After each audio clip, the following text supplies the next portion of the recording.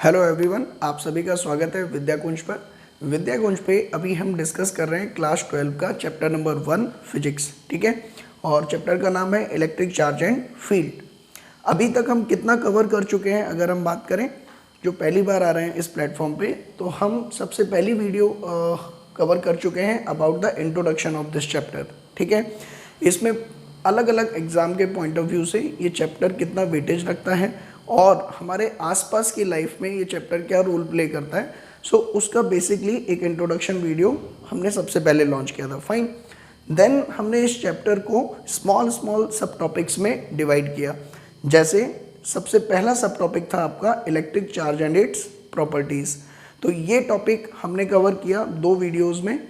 पहली वीडियो थी basic concept and theory की, दूसरी थी सीबीएसई लेवल के न्यूमेरिकल्स की। फाइन, सिंस इस टॉपिक से केवल सीबीएसई में क्वेश्चन आता है डायरेक्ट, ठीक है, वो भी 1 मार्क का, इसीलिए इसमें केवल 2 वीडियोज़ आई हैं, एक थ्योरी की और एक सीबीएसई लेवल के न्यूमेरिकल्स की। फाइन, जो दूसरा सब टॉपिक है electrical force and Coulomb's law, इसमें अगर हम बात करें तो ये सीबीएसई में भी इम्पॉर्टेंट है, नीट, मेंस, एडवांस सभी कॉम्पिटिटिव एग्जाम में आपको इस टॉपिक से क्वेश्चन मिलेंगे ही मिलेंगे।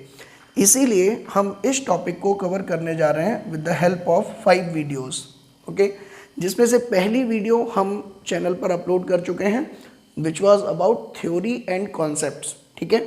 इलेक्ट्रिकल फोर्स और कूलॉम्स लॉ से रिलेटेड जितने भी कॉन्सेप्ट हैं, जितने भी लॉजिकल डिस्कशंस हैं, थ्योरी है, ठीक है, वो हमने इस वीडियो में डिस्कस की है। और इस वीडियो में कोई भी न्यूमेरिकल बहुत ज़्यादा डिस्कशन नहीं है, केवल थ्योरी एंड कॉन्सेप्ट्स, ठीक है। सो कोई बच्चा चाहे किसी भी एग्ज़ाम की तैयारी कर रहा हो, ये वीडियो तो रिकमेंडेड है ही है कॉन्सेप्ट्स को समझने के लिए। लेकिन सपोज़ अगर आपको कॉन्सेप्ट क्लियर है, पहले से ही बेसिक आपके फंडामेंटल क्लियर हैं, तो आप अपने एग्ज़ाम के पॉइंट ऑफ व्यू से नेक्स्ट वीडियोस को सिलेक्ट कर सकते हैं। जैसे आज की जो हमारी वीडियो है वो बेसिकली आपकी कवर करेगी सीबीएसई लेवल, ओके, यानी कि इस टॉपिक को सीबीएसई के पॉइंट ऑफ व्यू से कैसे पढ़ना है, कौन कौन से न्यूमेरिकल करने हैं, किस अप्रोच के साथ करने हैं, किस मेथड से करने हैं, वो हम इस वीडियो में डिस्कस करने जा रहे हैं, ठीक है। तो ऐसा बच्चा जो ड्रॉपर है, जो केवल मेंस और एडवांस के लिए प्रिपेयर कर रहा है अपने आप को, बोर्ड के लिए बिल्कुल प्रिपेयर नहीं कर रहा है, तो वो इस लेक्चर को स्किप कर सकता है, ठीक है। या अगर कोई बेसिक अंडरस्टैंडिंग चाहता है कि कैसे सिंपल न्यूमेरिकल सॉल्व किए जाते हैं, तो वो इस वीडियो लेक्चर को देख सकता है। फाइन, सो ये तो रहा इस वीडियो का इंट्रोडक्शन, किसको देखना चाहिए और किसको नहीं देखना चाहिए। Fine, now let me start with the first slide.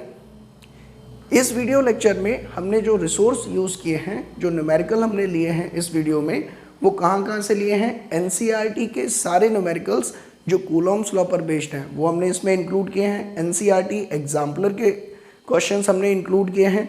CBSE में प्रीवियस ईयर में जितने भी क्वेश्चन पूछे गए हैं कूलॉम्स लॉ पर, वो इसमें इंक्लूडेड हैं। देन जेई मेंस और नीट के जो सिंपल लेवल के एग्जाम्पल हैं वो भी हमने इसमें इंक्लूड किए हुए हैं। अगर बच्चा कोई ये चाहता है कि मैं 100 में से 100 लाना चाहता हूँ, तो हो सकता है कई बार सीबीएसई ने ऐसा किया भी है पहले कि मेंस और नीट के जो सिंपल लेवल के क्वेश्चंस हैं उनको भी उसने पूछा है एग्ज़ाम में। और अब जब सीबीएसई भी एमसीक्यू क्वेश्चन पूछ रही है, तो काफ़ी प्रोबेबिलिटी हो जाती है कि मेंस और नीट के सिंपल कॉन्सेप्ट भी सीबीएसई में आ सकते हैं, ठीक है। So these 4 resources will be used for this video lecture. So now let me analyse the first topic, electric force and Coulomb's law. अगर आप पिछले 10 साल के पेपर उठा के देखोगे, ठीक है, तो आपको उस एनालिसिस से पता चलेगा बोर्ड के कि कूलॉम्स लॉ से जो क्वेश्चन है वो एमसीक्यू बन सकता है, रीजन असर्जन बन सकता है, very short answer type question, 1 mark के क्वेश्चन इससे बने हैं काफ़ी, और 2 और 3 मार्क के न्यूमेरिकल इससे बन सकते हैं।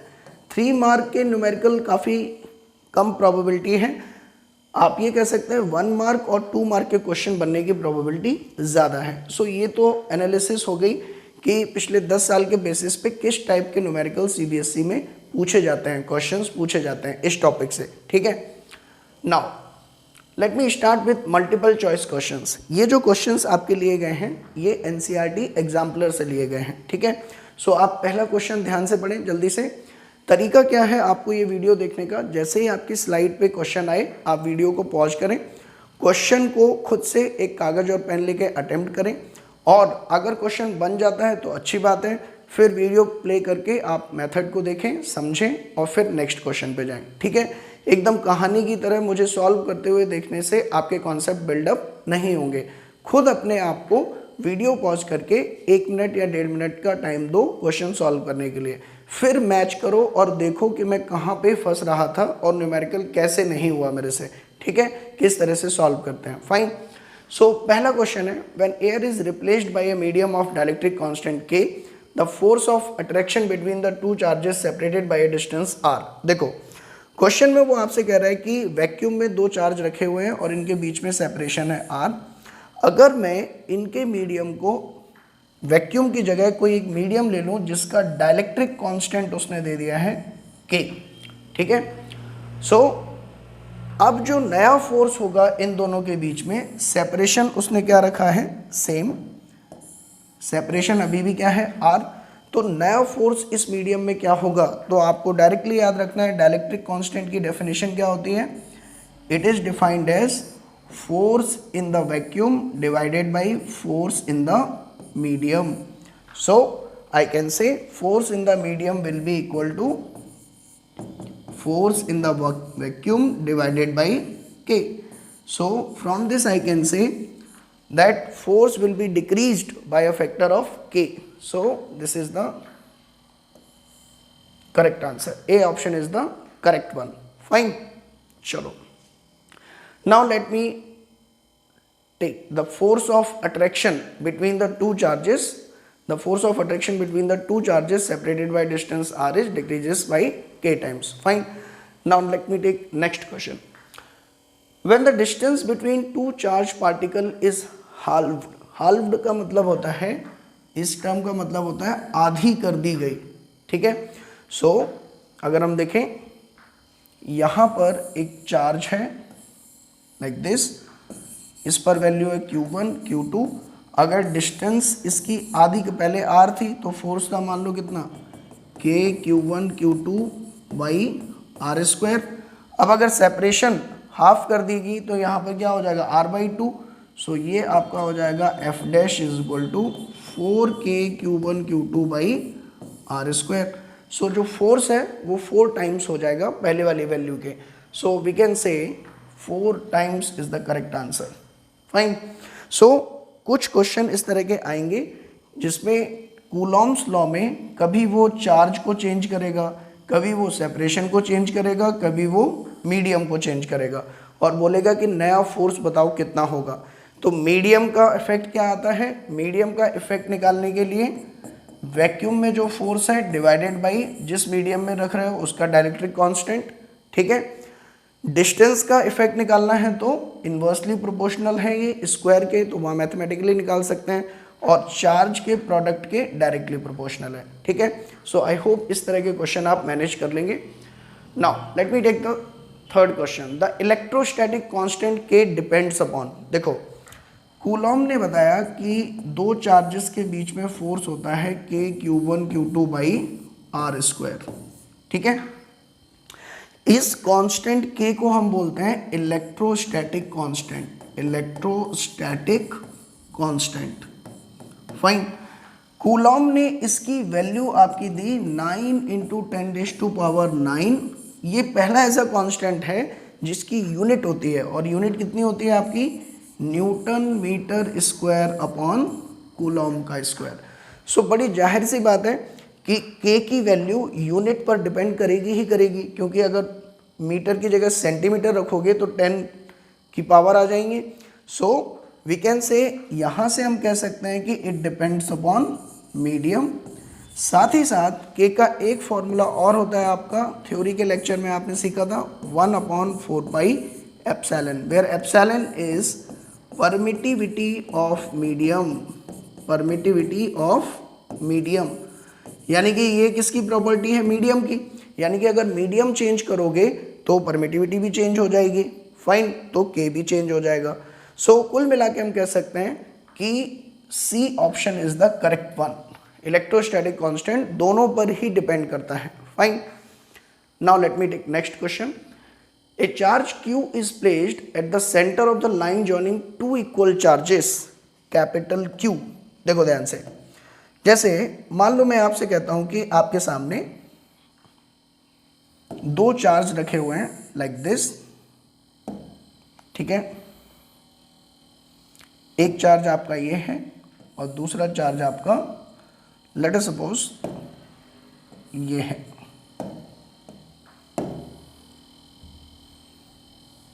कोई नहीं, इसको बना लेते हैं खुद से ही। दूसरा चार्ज आपका ये है, ये Q1, और दोनों की वैल्यू आपकी दे रखी है सेम, यहाँ पे खुद ही बना लेते हैं हम लोग। ये एक लाइन है, ये कैपिटल Q चार्ज रखा हुआ है, यहाँ पर भी कैपिटल Q चार्ज रखा हुआ है, ठीक है। और इन दोनों के बिल्कुल बीचों बीच में एक स्मॉल चार्ज रखा हुआ है Q, ठीक है। The system of three charges will be in equilibrium if small q is equal to। देखो सबसे पहले तो समझने वाली बात है कि इक्विलिब्रियम मतलब क्या होता है, what do we mean by equilibrium. Class 11th में आपने पढ़ा होगा कि अगर मैं कहूँ ये पॉइंट ए इक्विलिब्रियम में है, इसका मतलब इस पर नेट फोर्स आपका 0 है। This is the meaning of equilibrium. मान लो अगर मैं आपसे कहूं कि ए और बी दो पार्टिकल रखे हैं और मैं कहूं कि ये दोनों के दोनों इक्विलिब्रियम में हैं, इसका मतलब net force on A is 0, net force on B is 0, ठीक है। अगर कोई सिस्टम इक्विलिब्रियम में है तो उस सिस्टम के अंदर जो जो पार्टिकल हैं उन सभी पर, हर एक पर नेट फोर्स क्या होना चाहिए, 0। फाइन। सो अब उसने ये सिचुएशन दे रखी है कि दो चार्ज कैपिटल Q ये रखे हुए हैं, इनका नेचर सेम है, ठीक है। तो नेचर अगर सेम है तो let us suppose small q जब आपने नहीं रखा था तो क्या हो रहा होगा, ये कैपिटल Q इस वाले कैपिटल Q पर एक रिपल्सिव फोर्स लगा रहा होगा, ध्यान से समझे। और उसकी वैल्यू कितनी होगी, अगर मैं इनके बीच के सेपरेशन को कहूँ d, तो ये वैल्यू होगी magnitude of F, this is equal to K capital Q into capital Q divided by D square. तो जब ये इस पर इधर फोर्स लगा रहा है तो ये अभी इक्विलिब्रियम में नहीं है, लेकिन उसने कहा कि इनके बीचों बीच में हम एक चार्ज रखना चाहते हैं स्मॉल q सच दैट सभी के सभी इक्विलिब्रियम में आ जाएं। इसका मतलब ये स्मॉल q रखते ही इस पर नेट फोर्स 0 होना चाहिए। 0 कब होगा, जब ये स्मॉल q जो फोर्स लगाए वो अपनी तरफ लगाए, तभी तो ये फोर्स इसको कैंसिल करेगा।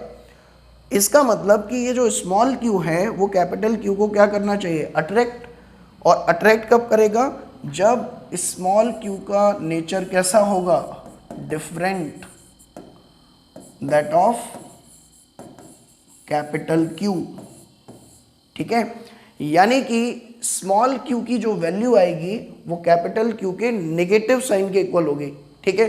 सो ये दोनों ऑप्शन तो वैसे ही गलत हो गए, ठीक है, क्योंकि ये क्या बता रहे हैं कि स्मॉल q का साइन और कैपिटल Q सेम नेचर के हैं, तो ये गलत हो गए। इनमें से कोई एक आंसर आएगा, -q/4 -q/2। अब वो देखते हैं ध्यान से, देखो ये फोर्स लग रहा है इतना, ये हमने निकल लिया। ये स्मॉल q इस कैपिटल Q पर कितना फोर्स लगा रहा होगा, न्यूटन कूलॉम के लॉ से अगर हम लिखना चाहें तो that will B small k capital Q into small q divided by d/2 का स्क्वायर, क्योंकि डिस्टेंस अब इनके बीच में कितनी है, d/2। सो यहाँ से जब आप सॉल्व करोगे तो KQ से KQ कैंसिल, और यहाँ से आपका आ जाएगा, if you will solve from here you will get Q is equal to Q/4, ठीक है। एक चीज और ध्यान रखिए, सिंस आप मैग्नीट्यूड निकाल रहे हैं तो स्केलर फॉर्म में यहाँ पर हम क्या लेते हैं, मैग्नीट्यूड लाइक दिस। तो ये भी जो निकल के आया है वो क्या निकल के आया आपका, मैग्नीट्यूड, ठीक है। सो ये कंफ्यूज ना हो जाएंगे, अच्छा Q/4 ये आंसर होगा, नहीं, it will be Q is equal to -q/4। Why minus, because ये जो स्मॉल q है वो फोर्स लगा रहा है इस डायरेक्शन में और कैपिटल Q फोर्स लगा रहा है इस डायरेक्शन में। ये अट्रैक्ट करेगा, तो अट्रैक्ट कब करेगा, जब नेचर इसका क्या होगा, opposite. So that is why A option is the correct one. I hope this is clear to you. Now let me take the second one. चलो देखो ऐसे बहुत सारे क्वेश्चन बनते हैं बेटा, ठीक है। तो और भी इस तरह के क्वेश्चन आपको मिल जाएंगे। जैसे मान लो मैं आपसे कहूँ यहाँ पर प्लस क्यू चार्ज रखा हुआ है, फाइन। ऐसे ही यहाँ पर एक माइनस क्यू चार्ज रखा हुआ है, ठीक है। तो इस तरह के क्वेश्चन पूछे जाते हैं काफ़ी सारे पेपर में कि बताओ तीसरे चार्ज को कहाँ रखें और उसकी वैल्यू कितनी हो, ठीक है, कि ये सभी के सभी इक्विलिब्रियम में आ जाएं, ठीक है। तो आप ये समझो कि ये इस पर फोर्स कैसा लगा रहा होगा, अट्रैक्टिव, ठीक है। तो इसको इक्विलिब्रियम में लाने के लिए इस पर फोर्स इस डायरेक्शन में लगना चाहिए, ठीक है। सो इस डायरेक्शन में फोर्स लगाने के लिए हमें चार्ज को कहाँ रखना पड़ेगा। अगर मान लो मैं लेता हूँ यहाँ पर, एक पॉसिबिलिटी यहाँ है, एक पॉसिबिलिटी यहाँ है कहीं पर बीच में। तो दिक्कत ये है कि अगर मैंने चार्ज यहाँ ले लिया, लेट अस सपोज Q, और ये इसको इधर फोर्स लगाए तो इसको भी क्या होना पड़ेगा, नेगेटिव, फाइन। सो ये इस पर फोर्स लगाएगा, ये तो आ जाएगा इक्विलिब्रियम में। लेकिन अगर मैं इसकी बात करूं तो ये इस पर फोर्स लगाएगा इधर, ये भी इस पर फोर्स लगाएगा इधर, तो ये चार्ज कभी भी इक्विलिब्रियम में नहीं आ पाएगा, फाइन। सो आपको इस तरह से एनालाइज करके ये पता करना है कि हमें चार्जेस को कहाँ रखना है और उनकी पोलैरिटी क्या होनी चाहिए, सच दैट नेट फोर्स उन पर हमेशा जीरो हो, ठीक है। So this is what we want to learn from this numerical. चलो नेक्स्ट क्वेश्चन है आपके reason assertion type. Reason assertion type के क्वेश्चन कैसे होते हैं आपके, इसमें एक असर्जन होगा, एक कोई स्टेटमेंट होगा, उस स्टेटमेंट को पढ़ के उसके नीचे उसका रीज़न दिया जाएगा। आपको ये देखना है कि क्या मेरा स्टेटमेंट 1 सही है, अगर सही है तो क्या स्टेटमेंट 2 भी सही है, स्टेटमेंट 2 भी सही है तो क्या स्टेटमेंट 2 स्टेटमेंट 1 को एक्सप्लेन करता है, ठीक है। तो ये सारी चीज़ें आपको चेक करनी है रीज़न असर्जन में, जिसमें ए ऑप्शन आपको दे रखा है कि जब दोनों स्टेटमेंट सही हों और दूसरा स्टेटमेंट पहले वाले को जस्टिफाई भी करता हो, ठीक है। सो इस तरह से ये आप पढ़ लीजिए एक बार instruction, then we will solve the questions given on next slide, fine. देखो चलो ये है आपका पहला क्वेश्चन, ध्यान से पढ़ो। Coulomb force and gravitational force follow the same inverse square law. ठीक बात है भाई, कूलॉम्स लॉ में भी force inversely proportional to 1/r² होता है और ग्रेविटेशनल फोर्स भी 1/r² इसको फॉलो करता है। यानी कि स्टेटमेंट 1 तो मेरा ठीक है, बिल्कुल सही बात। दूसरा पढ़ते हैं reason, both laws are same in all aspect. मतलब उसने कहा दोनों लॉ एकदम ठीक हैं, बिल्कुल सही हैं दोनों लॉ, ठीक है, एकदम बिल्कुल एक जैसे हैं। तो ऐसा तो नहीं है ना भाई। अगर आप देखें उसमें मास इन्वॉल्व होता है, कूलॉम्स लॉ में चार्ज इन्वॉल्व होता है, ठीक है। सो ये स्टेटमेंट आपका गलत हो गया, ये आपका सही है। तो अब कौन सा ऑप्शन बन जाएगा आपका, देखिए, assertion is wrong statement but the reason is correct statement. So I can say D option is the correct one, fine. So D is the correct one for this question. Now let me take second one.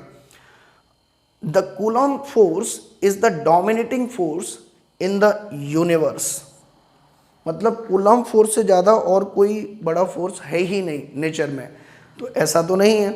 अगर हम बात करें nucleus के अंदर, in fact nucleus के अंदर coulomb force के according तो ये दूर दूर जाने चाहिए क्योंकि दोनों पॉजिटिव हैं, लेकिन उससे भी स्ट्रॉन्ग एक फोर्स इनको रोक के रखता है और उसको हम क्या नाम देते हैं, strong nuclear force, nuclear force, fine. So पहला ही स्टेटमेंट आपका क्या हो गया, गलत हो गया। दूसरा स्टेटमेंट पढ़ें, the coulomb force is weaker then the gravitational force, ये भी गलत है। सबसे स्ट्रॉन्ग कौन सा होता है आपका, सबसे स्ट्रॉन्ग न्यूक्लियर फोर्स, देन आपका होता है electrical force, then weak nuclear force and then gravitational force. यानी कि ये ऑर्डर है आपके 4 फंडामेंटल फोर्सेस के, इलेक्ट्रोमैग्नेटिक फोर्स, फाइन। सो ये स्टेटमेंट भी आपका गलत हो गया। सो कौन सा ऑप्शन ठीक बनेगा इसमें, अगर हम बात करें, if both assertion and reason are false, so E option is the correct one. तो इस तरह से हम सॉल्व करते हैं assertion and reason. Fine, next आते हैं हम very short answer type questions पर। ये सीबीएसई 2011 में पूछा गया क्वेश्चन है, इसको ध्यान से समझें। इसमें क्या दे रखा है आपको, ध्यान से देखिए। Two electrically charge particle having charge of different magnitude when placed at a distance D from each other experience a force of attraction F। देखो यहां पर दो चार्ज पार्टिकल हैं, ठीक है, इस पर चार्ज है Q1 और इस पर चार्ज है Q2, ठीक है, और अभी ये एक दूसरे पर कितना फोर्स लगा रहे हैं, लेट अस सपोज ये लगा रहा है इस पर F और ये भी इस पर फोर्स कितना लगाएगा F, equal and opposite force लगाते हैं और इनके बीच में सेपरेशन आपका कितना दे रखा है R। Now he saying these two particles are put in contact and again placed at the same distance from each other। अब इनको कांटेक्ट में लेके आए और फिर सेम डिस्टेंस पे रख दिया। What is the nature of new force between them? Is the magnitude of the force of interaction between them now more or less than the F? देखो उसको समझते हैं यहाँ पे अच्छे से, ध्यान समझो। वो आपसे कह रहा है कि स्टार्टिंग में ये सिनेरियो आपके सामने है। Let me delete this one, थोड़ा सा स्पेस पहले क्रिएट करते हैं, ध्यान समझो।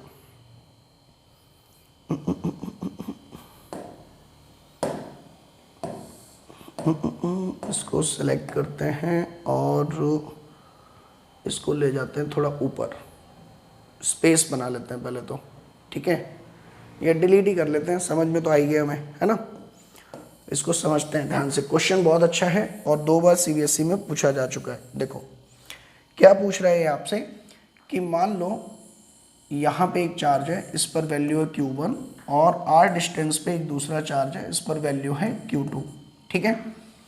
अभी ये एक दूसरे पर फोर्स कितना लगा रहे होंगे, F is equal to K Q1 Q2 divided by R square, ठीक है। अभी जब आप इनको कांटेक्ट में लाओगे, ठीक है, तो चार्ज Q1 और Q2 हमें पता है कि अगर दोनों का साइज सेम है, ठीक है, साइज सेम है तो टोटल चार्ज आधा आधा डिवाइड हो जाता है। सो जब इनको फिर से उसी डिस्टेंस पर रखेंगे तो अब इनके ऊपर अगर हम बात करें तो चार्ज कितना आ जाएगा, Q1 प्लस Q2 बाई 2 और Q1 प्लस Q2 बाई 2, ठीक है। यानी कि टोटल चार्ज जो है वो आधा आधा बढ़ जाता है। जैसे मैं अगर आपसे कहूँ, मान लो इस पे था 10, इस पे था 8, तो टोटल कितना हो गया 18, दोनों पे प्लस 10 प्लस 8, दोनों पर कितना था 18, तो 9 डिवाइड हो जाएगा, प्लस 9 प्लस 9, ठीक है। और आप देख रहे हो अगर दोनों पर स्टार्टिंग में पॉजिटिव था तो ये फाइनली क्या कर रहे हैं, एक दूसरे को रिपेल, क्योंकि दोनों पर पॉजिटिव है। मान लो दोनों पर नेगेटिव होता, -10 -9 -8, तब भी यहाँ पर कितना आता, -9 -9, तब भी ये आपस में एक दूसरे को क्या कर रहे होते, रिपेल। अगर मैं कहता कि मान लो इस पे +10 है और इस पे -20 है, ध्यान समझते चलना, तो अभी स्टार्टिंग में टच करने से पहले ये एक दूसरे को क्या कर रहे थे, अट्रैक्ट। क्यों, क्योंकि एक पर पॉजिटिव दूसरे पर नेगेटिव। लेकिन जैसे ही हमने टच किया इनको, 10 और -20 मिलके कितना बचेगा टोटल, -10, और -10 आधा आधा डिवाइड कैसे होगा, -5 and -5। So again after touching फिर से दोनों पर सेम नेचर का चार्ज आ गया और अगेन ये एक दूसरे को क्या कर रहे हैं, रिपेल। इसका मतलब हम एक बहुत ही इंपॉर्टेंट टेक्निक सीख गए, एक बहुत ही इंपॉर्टेंट रिजल्ट हमें यहाँ से सीखने को मिला। और वो रिजल्ट क्या है आपका, कि दो चार्ज अगर स्टार्टिंग में एक दूसरे को अट्रैक्ट कर रहे हों और चाहे रिपेल कर रहे हों, ठीक है, अगर हम उन दोनों को आपस में मिला देंगे, ठीक है, और मिलाने के बाद फिर अगर थोड़ी दूर रखेंगे तो चाहे स्टार्टिंग में वो अट्रैक्ट कर रहे हों या रिपेल कर रहे हों, बाद में वो एक दूसरे को रिपेल ही करेंगे every time. Fine, this is very important result, they will always repel each other. So polarity की अगर हम बात करें, दोनों की पोलैरिटी क्या होगी आपकी, सेम।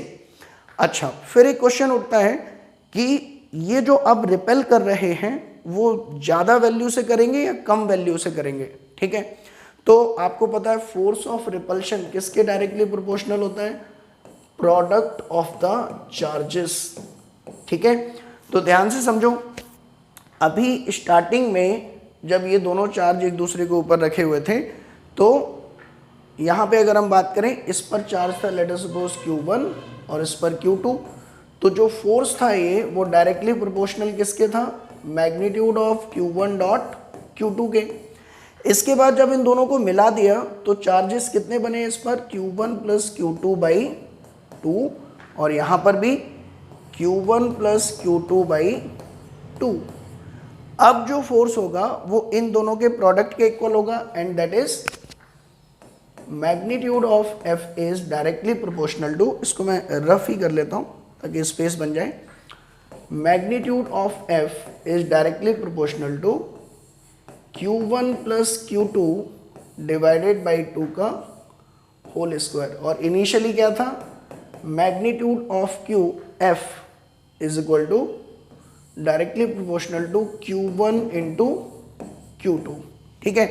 तो अब आप ध्यान से देखो इधर, इन दोनों में कौन से फोर्स बड़ा है, ये F1 है, ये F2 है। जरा रेशियो लो इन दोनों का, magnitude of F1 upon magnitude of F2 is equal to, ये कितना आएगा, Q1 Q2 divided by Q1 square plus Q2 square, और ये कितना आ जाएगा आपका 2Q1 Q2, इस तरह से आएगा 2Q1 Q2, फाइन। और ये जब नीचे स्क्वायर करोगे 2 का तो ये 4 ऊपर चला जाएगा। तो अब आप ध्यान से देखो जरा इसमें कि ऊपर वाली जो क्वांटिटी है that is 4 times Q1 Q2, ठीक है, और नीचे क्या है आपका Q1 square plus Q2 square plus 2Q1 Q2। So from here I can say that magnitude of F1 is less then magnitude of F1 is greater then magnitude of F2, यानी कि starting में ये एक दूसरे को ज़्यादा force से क्या कर रहे थे, रिपेल कर रहे थे, fine. So this is the answer for this question, fine. Now let me take next question, define the dielectric constant of a medium in terms of force between electrical charges, ठीक है। Dielectric constant define करना है, तो ये बहुत ही easy है। यहाँ पर दोनों चार्जेस के बीच में सेपरेशन कितना है, R, और फोर्स वैक्यूम में कितना है, FV, फाइन। और इसकी वैल्यू आपके होती है 1/4 pi epsilon naught Q1 Q2 divided by R square. This is equation number 1 where epsilon naught is permittivity of vacuum. ऐसे ही Q1 इस मीडियम में अगर मैं बात करूं जिसकी परमिटिविटी आपकी है एप्सिलॉन M, ठीक है, तो यहाँ पर एक दूसरे पर ये फोर्स कितना लगाएंगे, सेम सेपरेशन पे है, तो Fm is equal to 1/4 pi epsilon M Q1 Q2 divided by R square. अब इन दोनों इक्वेशन को अगर आप डिवाइड कर देंगे तो you will get Fv upon Fm is equal to epsilon M upon epsilon naught, और इस पैरामीटर को ही हम क्या बोलते हैं, dielectric constant, fine. So dielectric constant is nothing but the ratio of the force between the charges placed in vacuum to the force between the charges when they are placed in the medium of dielectric constant K, ठीक है। So this definition you have to write in this question, ठीक है। Dielectric constant is equal to Fv upon Fm, fine. I hope this is clear. Now let me take another one. Force between 2 point charges kept at a distance d apart in air is F। ये दो आपके object हैं, ठीक है, इन पे charge मान लो Q1 Q2 है और एयर में रखे थे d डिस्टेंस पर, तो फोर्स एक दूसरे पर कितना लगा रहे थे, ये F। If these charges are kept at the same distance in water, अगर हम इन दोनों को पानी में ले जाएं, ठीक है, तो अब इनके बीच में नया फोर्स क्या होगा, ठीक है, how does the electric force between them changes, ठीक है। सो पानी के अंदर ले जाते ही ध्यान से देखें, अगर वाटर का डाइलेक्ट्रिक कांस्टेंट आपका के, आपको पता है वैल्यू इसकी 80 होती है, तो एयर में फोर्स था F, वैक्यूम में, मीडियम में हमें निकालना है, और इनके रेशियो को हम बोलते हैं dielectric constant of medium. So Fm यहाँ से आ जाएगा आपका FV/80, यानी कि एयर में जो फोर्स था उसका 80 टाइम डिक्रीज कर जाएगा। Clear? So force will decrease. This is the answer for this question. Now let me take next question. Two equal balls having equal positive charge q coulombs are suspended by two insulating string of equal length। मान लीजिए यहाँ पर दो ball इस तरह से suspend की गई हैं लाइक दिस, ठीक, लेंथ सेम है, इक्वल साइज है बॉल का, ठीक है, दोनों पर पॉजिटिव चार्ज q है, फाइन, और एयर में सस्पेंड की गई हैं। अब पूछ रहा है what would be the effect on the force when A plastic sheet is inserted between the to. अभी ये एक दूसरे पे कुछ फोर्स लगा रही होंगी लाइक दिस F। अगर मैं यहाँ पर एक प्लास्टिक की शीट इंसर्ट कर दूं इनके बीच में, ठीक है, in between them like this, तो बताओ इन पर फोर्स पे क्या असर पड़ेगा। तो अगेन सेम, अगर इस प्लास्टिक की शीट का डाइलेक्ट्रिक कांस्टेंट K है तो आप क्या कहेंगे F/K, this is the force. So force will decrease in this case also, ठीक है। जब भी आप कोई मीडियम इंसर्ट करते हैं दो चार्जेस के बीच में, कहने का मतलब, तो उसका जो नेट इलेक्ट्रिकल फोर्स है उनके बीच में वो क्या हो जाता है, डिक्रीज, ठीक है, और वो डाइलेक्ट्रिक कांस्टेंट से डिवाइड करना होता है आपको, फाइन। चलो नेक्स्ट देखते हैं। State the superposition principle for the electrostatic force on a charge due to number of charges. ये क्या बोलता है सुपरपोजिशन प्रिंसिपल, ध्यान से समझे। वो ये कहता है कि मान लीजिए आपके पास, यहाँ डायग्राम से ही समझ लीजिए, प्रिंसिपल ऑफ सुपरपोजिशन, ये इसकी लैंग्वेज है, इसको आप पढ़ लें। लैंग्वेज में क्या कह रहा है वो हम समझने की कोशिश करते हैं नेक्स्ट डायग्राम में। देखो इधर, मान लीजिए ये कोऑर्डिनेट सिस्टम है और आपके पास एक चार्ज है, लेट अस सपोज इसकी वैल्यू है आपकी q1 और इसका पोजीशन वेक्टर है आपका r1 वेक्टर। देन ये एक दूसरा चार्ज है आपके पास q2 और इसका पोजीशन वेक्टर है आपका r2। ये q2 इस q1 पर अभी कुछ फोर्स लगा रहा होगा जिसको हमने नाम दिया F12, force on 1 due to 2। दूसरा चार्ज ले आए यहाँ पर इसके पास में q3, तो ये q3 इस q1 पर कुछ फोर्स लगाएगा। इस q3 का पोजीशन वेक्टर हो गया आपका r3 वेक्टर, और ये इस पर जो फोर्स लगाएगा वो इस डायरेक्शन में होगा लाइन जॉइनिंग के along, and that is F13, fine, ध्यान समझे। एक चीज नोटिस करने वाली ये है कि q3 के आ जाने पर भी q2 इस q1 पर जो फोर्स लगा रहा है उसमें कोई चेंज नहीं होगा, ठीक है, मतलब वो इसके प्रेजेंस पे डिपेंड नहीं करता q2 का q1 के साथ बिहेवियर, ठीक है। ये कोई छोटी मोटी बात नहीं है, इसको आप ऐसे समझ सकते हैं कि पिछले लेक्चर में भी मैंने एनालॉजी दी थी, जब थ्योरी में मैं इसको एक्सप्लेन कर रहा था। कोई अगर पहली बार ये लेक्चर देख रहा है तो वो समझ सकता है कि अगर ये आप हैं और आपकी लड़ाई किसी बड़े आदमी से हो जाए तो अकेले अगर लड़ने जाओगे तो ये आप पे बहुत ज़्यादा फोर्स लगा सकता है, लेकिन वहीं अगर किसी बड़े को साथ लेके जाओगे तो फिर ये आपसे ढंग से बात करेगा। यानी कि इसका आपके साथ बिहेवियर आपकी सराउंडिंग पे डिपेंड कर रहा है, लेकिन चार्जेस में ऐसा नहीं होता। चाहे ये q3 हो और चाहे ये q3 ना हो, q2 जितना फोर्स लगा रहा था उतना ही लगाएगा। समझ में आया? सो ये भी प्रिंसिपल ऑफ सुपरपोजिशन का एक पार्ट है, अगर आप देखना चाहें तो पिछली स्लाइड में जाके देख सकते हैं, ठीक है। सो अब इस पर जो नेट फोर्स है q1 पर, अगर मैं कहूँ net force on q1, that will be equal to H per the principle of superposition, this is equal to force by other charges, उनका वेक्टर सम, ठीक है। This is known as principle of superposition, that force on a given charge is equal to the vector sum of all other surrounding charges taken one at a time and the behavior of charge does not change in the presence of any external charge। ठीक है, चलिए now अब हम आ गए हैं very short answer के बाद short answer type question. ठीक है, 2 मार्क्स के आते हैं, ये ध्यान से समझो इनको। पहला क्वेश्चन है state coulomb's law in vector form and prove that F21 is equal to minus F12 where letters have their usual meaning. ठीक है, CBSE 2001 में आया है ये। ठीक है, तो इसको ध्यान से समझो। मान लीजिए ये कोऑर्डिनेट सिस्टम है आपके।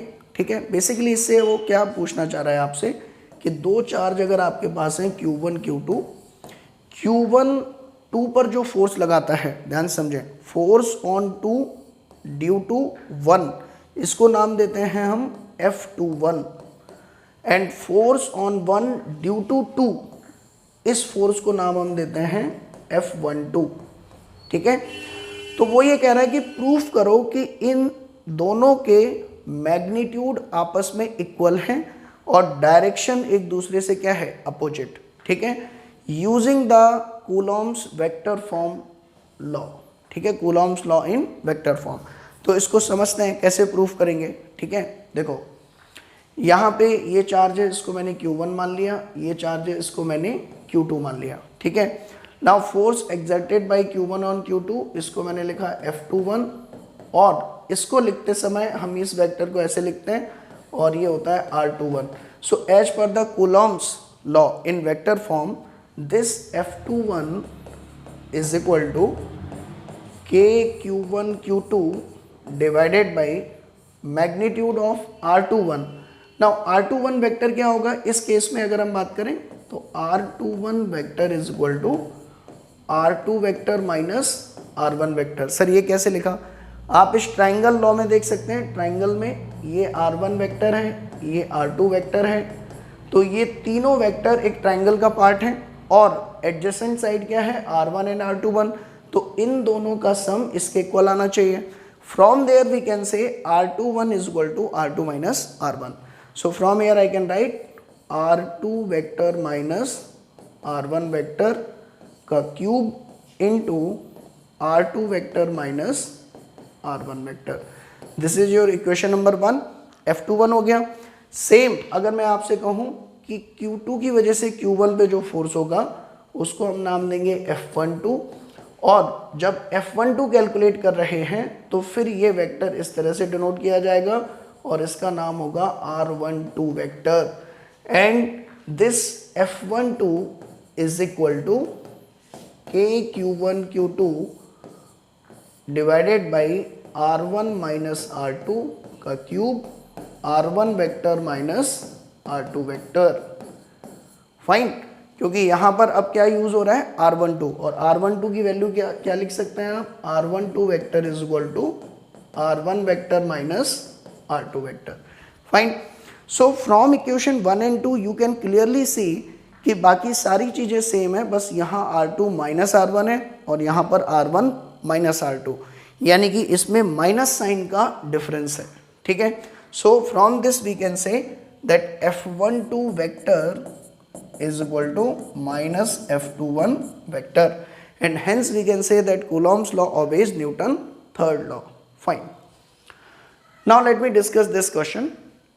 What is given? This has been asked in 2015. ध्यान से देखें। Two identical metallic spheres having unequal opposite charges are placed at a distance 0.90 meter apart. इनके बीच में जो डिस्टेंस है अभी वो 0.90 मीटर है। साइज दोनों का सेम है। इस पर चार्ज इनिशियली Q1 है और इस पर चार्ज आपका Q2 है। देखो ये आपका पॉजिटिव है और ये आपका नेगेटिव है, ऐसा क्वेश्चन में दे रखा है। ठीक है, अब after bringing them in contact, अभी क्या किया, इन दोनों को हम पास में लेके गए लाइक दिस।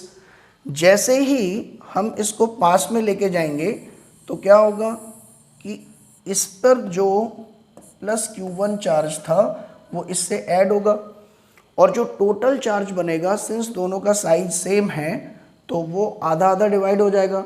तो इस पे चार्ज कितना रह जाएगा अगर हम बात करें, Q1 माइनस Q2 बाई 2 और इस पर चार्ज कितना रह जाएगा, Q1 minus Q2 by 2। Fine, ये हो गया जब उनको हमने कांटेक्ट कर दिया, टोटल चार्ज का आधा आधा डिवाइड हो गया। देन फिर से इनको हमने उसी डिस्टेंस पर ले जाके रख दिया जितनी डिस्टेंस पर ये पहले से रखे हुए थे, दैट इज 0.90 मीटर। ठीक है, सो चार्ज लेकिन अब कितना कितना है दोनों पर, दिस मच। ठीक है, तो वो आपसे पूछ रहा है कि अब, और ये डेटा दिया है कि इस केस में अब जो फोर्स है एक दूसरे पर वो कितना है, 0.025 Newton. Fine, calculate the final charge on each, ये वैल्यू आपसे पूछी गई है, ये कितनी होगी। ठीक है, तो इसको समझो ध्यान से। अगर मैं आपसे कहूँ पहली इक्वेशन, अगर आप देखें ये चार्ज मान लो मैंने मान लिया कितना है, Q डैश। ठीक है, दोनों पर चार्ज आपका क्या होगा, सेम। ये तो पहले समझ में आना चाहिए क्योंकि साइज सेम था और टोटल चार्ज आधा आधा बढ़ गया। और इस केस में फोर्स कितना हो गया, 0.025। तो कुछ नहीं करना है आपको, magnitude of F is equal to KQ1 Q2, और वो दोनों पर सेम है तो I can write Q dash divided by 0.90 का स्क्वायर।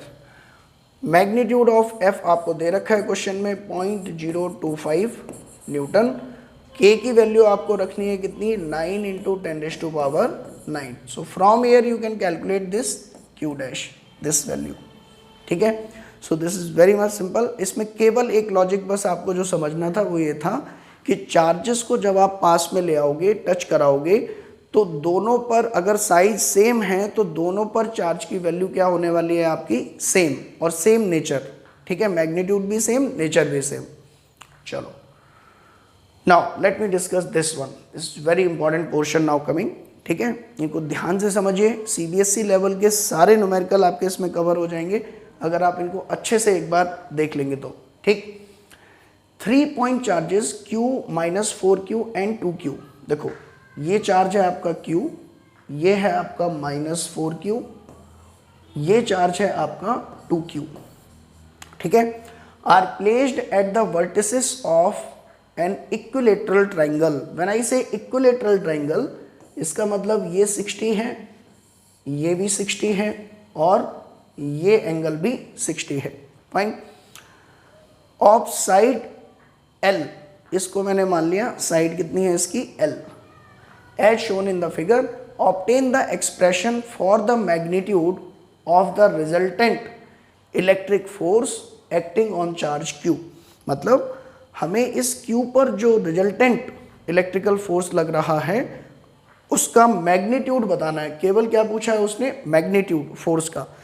देखो इस तरह के क्वेश्चन में जब 2-3 चार्ज आपको दे दिए जाएं, मल्टीपल चार्जेस आपको दे दिए जाएं, 2 चार्ज दिए हैं तो कूलम्ब्स लॉ लग जाता है बड़े आराम से। ठीक है, लेकिन अगर 2-3 चार्ज दे दिए गए हैं और पूछा जा रहा है कि इस पर फोर्स बताओ या इस पर फोर्स बताओ या इस पर, तो फिर यूज होता है principal of superposition.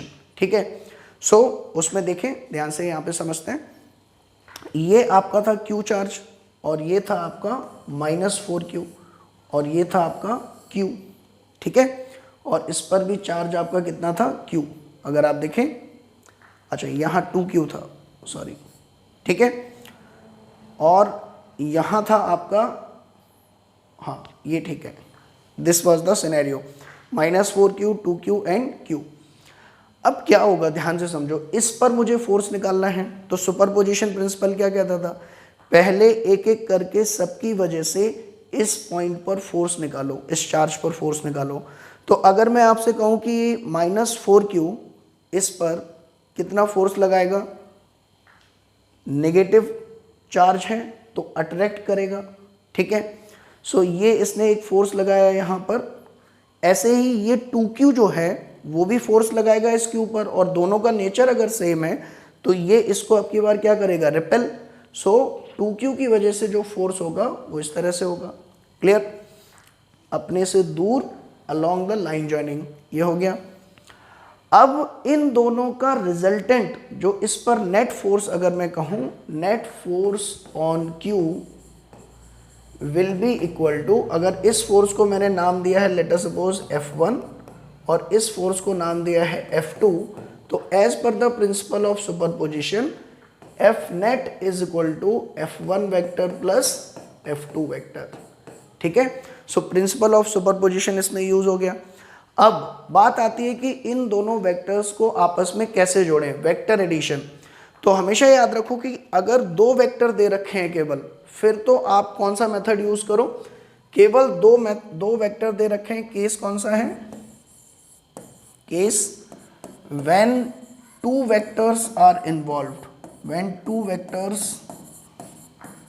Are involved, ठीक है, and only magnitude has been asked, केवल मैग्नीट्यूड पूछा गया है, तब आपको ये मेथड लगाना है जो हम अभी ट्राई करने जा रहे हैं। ठीक है, वो मेथड क्या है, आप सीधा सीधा देखो F1 का मैग्नीट्यूड, F2 का मैग्नीट्यूड और इन दोनों के बीच में एंगल कितना है।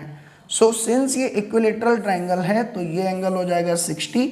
सो ये जो एंगल आपका बनेगा टोटल 180 है, ये 60 है, तो ये कितना बना 120। सो रिजल्टेंट फोर्स का जो मैग्नीट्यूड होगा FQ net, that will be equal to root under, ये जो पैरेललोग्राम लॉ मेथड आपने सीखा था +1 में, वो आपको यूज करना है, मैग्नीट्यूड ऑफ F1 का square plus magnitude of F2 का square plus 2 into magnitude of F1 into magnitude of F2 cos 120। Fine, ये मेथड कब यूज़ करना है, ये फॉर्मूला कब यूज़ करना है, मैं बार बार बता रहा हूँ आपको, जब आपके केवल दो फोर्स ऐड हो रहे हों और उनका रिजल्टेंट का केवल मैग्नीट्यूड पूछा गया हो, तब आपको ये फॉर्मूला यूज़ करना है। अब बात आती है F1 F2 की, तो F1 F2 आपको पता ही है, मैग्नीट्यूड ऑफ F1 आप इजीली निकाल सकते हो, ये इस पर कितना फोर्स लगाएगा, तो K into 4Q into Q divided by L square. Sir आपने माइनस नहीं लिया, माइनस क्यों नहीं लिया, क्योंकि हम अभी क्या कैलकुलेट कर रहे हैं, मैग्नीट्यूड ओनली। ठीक है, सो डायरेक्शन हमने ऑलरेडी बना ली है नीचे की तरफ, तो माइनस का इफेक्ट ऑलरेडी कंसीडर कर लिया है हमने। ठीक है, सो केवल हम अभी यहाँ पर क्या लिखेंगे, मैग्नीट्यूड। ये F1 का मैग्नीट्यूड हो गया। अगर मैं बात करूँ F2 का मैग्नीट्यूड कितना होगा, तो that is K into Q into 2Q divided by L square. ठीक है, सो ये वैल्यूज आपको उठा के इसमें रख देनी है, you will get your magnitude. Fine, so this is one way to solve this question. Now बात आती है कि नहीं सर, मैग्नीट्यूड के साथ साथ अगर डायरेक्शन भी पूछ ली जाती। ठीक है, अभी हमने केवल इनका मैग्नीट्यूड निकाल लिया ये, लेकिन वो जो रिजल्टेंट आ रहा है फोर्स, वो किस डायरेक्शन में होगा उसकी कोई बात नहीं की, ना ही हमने उसको ड्रॉ करके बताया। तो इस स्लाइड में हम सीखेंगे कि रिजल्टेंट फोर्स की डायरेक्शन अगर पूछ दी जाए तो डायरेक्शन कैसे निकालेंगे। ठीक है, तो कर उस भी मेथड से सकते थे, लेकिन ये जो मेथड अभी हम सीखने जा रहे हैं ये थोड़ा सा ज़्यादा इजी पड़ता है और जनरल मेथड है। अगर 2 की जगह 3 हो जाएं, 4 हो जाएं, 5 हो जाएं, तो ये मेथड से चाहे कितने भी आपके फोर्स हो जाए आप इजीली कैलकुलेट कर सकते हैं। ठीक है, सो हम जो मेथड यूज़ करने वाले हैं उसका नाम है component method. Component method, fine, to find out the resultant force on any given charge. ठीक है, सो चलो बात करते हैं। ये था हमारा Q, ये था हमारा -4Q और ये था हमारा 2Q। तो सबसे पहले -4Q ने अपनी तरफ फोर्स लगाया। ठीक है, और इस फोर्स को मैंने नाम दिया F1। ऐसे ही 2Q ने इस Q पर सेम नेचर का है तो रिपेल करेगा लाइक दिस। इस फोर्स को मैंने नाम दिया let us suppose F2। Fine, अब और कोई बचा नहीं है, सारे फोर्सेस हमने ड्रॉ कर लिए। अब हम क्या करते हैं कि जिस पॉइंट पर रिजल्टेंट फोर्स निकालना है उससे होकर जाते हुए 2 एक्सिस ड्रॉ करते हैं लाइक दिस। ठीक है, ये आपका x एक्सिस हो गया और ये आपका y एक्सिस हो गया। ठीक है, फिर जितने भी फोर्स आपके थे लाइक F1 एंड F2, इन सभी के कंपोनेंट लेंगे हम y और x एक्सिस के along, that is why this method is known as component method, ठीक है। सो अगर मैं आपसे कहूँ ये एंगल टोटल आपका 60 डिग्री है क्योंकि इक्विलेटरल ट्राइंगल है, सो ये एंगल अगर 60 है तो ये एंगल भी आपका कितना होगा 60, सिमिलरली ये एंगल भी आपका कितना होगा 60, by simple geometry we can say, ठीक है। सो अब अगर मैं इसका कंपोनेंट इस डायरेक्शन में निकालना चाहूँ x के अलोंग, तो इसका कंपोनेंट कितना आएगा इस डायरेक्शन में, अगर मैं कहूँ सॉरी इसका पहले इधर निकाल लेते हैं, तो ये आपका F2 था तो ये हो जाएगा F2 sin 60, ठीक है। F2 का इस डायरेक्शन में कंपोनेंट अगर निकालना चाहूँ तो ये कितना हो गया आपका F2 cos 60, ठीक है। सिमिलरली इस ग्रीन वाले फोर्स के भी दो कंपोनेंट लूंगा मैं, तो एक कंपोनेंट इस डायरेक्शन में अगर करूंगा तो कितना आएगा ये F1 cos 60, और वर्टिकल में इसका अगर कंपोनेंट लूंगा तो वो कितना आएगा आपका F1 sin 60, ठीक है। सो अब हमने ये सारे कंपोनेंट कर लिए और नेक्स्ट स्टेप है फिर आपका कि जो x के अलोंग कंपोनेंट हैं, सॉरी x के अलोंग जो कंपोनेंट हैं उन सभी को ऐड कर लो। तो देखो ये दोनों कंपोनेंट एक ही डायरेक्शन में जा रहे हैं, तो जो net force along the x axis अगर मैं कहूँ तो वो कितना होगा, दोनों सेम डायरेक्शन में हैं तो ऐड हो जाएंगे सीधा सीधा, तो that is F1/2 plus F2/2, तो ये बन जाएगा F1 plus F2/2। This is your equation number 1। Similarly अगर मैं y एक्सिस के अलोंग देखूं, ध्यान से देखो, सो अभी ये F2 sin 60 है और ये F1 sin 60 है, दोनों अपोजिट डायरेक्शन में हैं, तो रिजल्टेंट क्या आएगा, जो ज़्यादा होगा उसी की तरफ रिजल्टेंट आएगा। तो F1 और F2 में कौन ज़्यादा है, ध्यान से देख के बताओ। F1 और F2 में F1 फोर्स है 4Q और Q की वजह से, और F2 फोर्स है 2Q और Q की वजह से। प्रोडक्ट चार्ज का किस में ज़्यादा है, इस वाले केस में F1 में। सो वी कैन से कि ये कंपोनेंट ज़्यादा बड़ा होगा ऊपर वाले से। सो रिजल्टेंट जो कंपोनेंट आपका आएगा F net y that will be F1 sin 60 minus F2 sin 60, ठीक है, और ये कहाँ आएगा, नीचे की तरफ। Clear. So in the next slide late me right, हमने जब फाइनल जो कंपोनेंट निकाले हैं वो कितने कितने आए हैं, ये आया है आपका F1 plus F2 divided by 2, और ये आपका आया है F1 sin 60 which is √3/2 minus F2 sin 60 that is √3/2।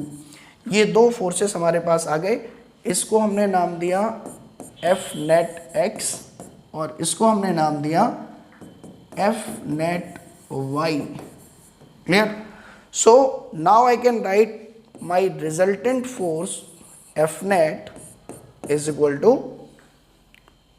F net x I cap plus F net y into j cap। Fine, ये होता है हमारा रिजल्टेंट वेक्टर। फाइन, तो अब अगर आप ध्यान से देखो, रिजल्टेंट वेक्टर समवेयर अराउंड, ये दोनों वेक्टर हैं, इसी के बीच में से कहीं निकलेगा, ठीक है।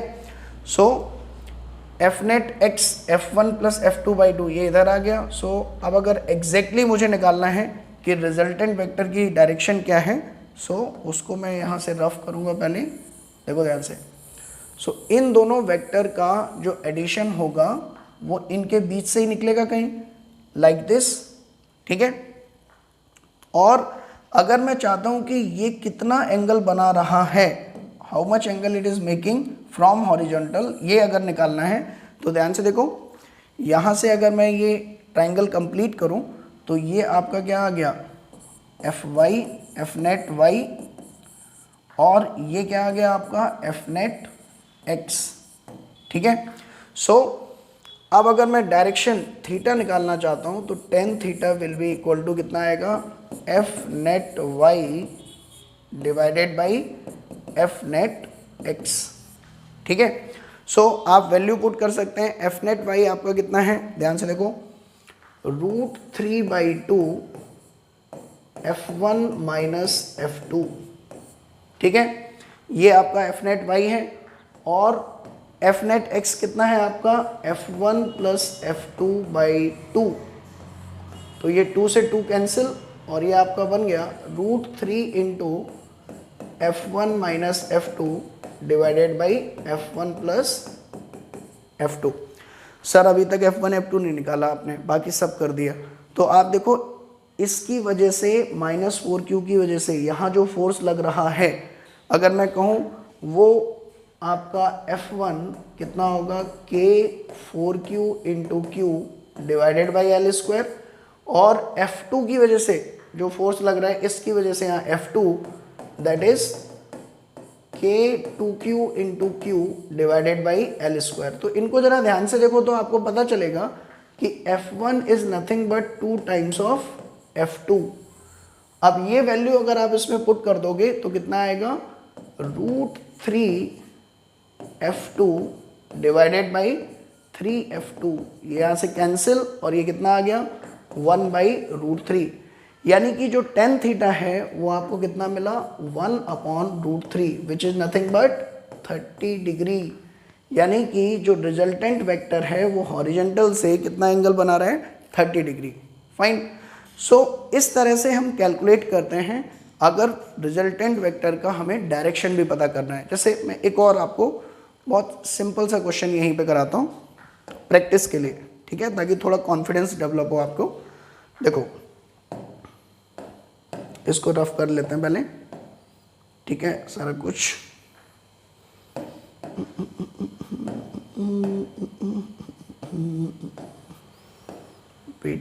वेट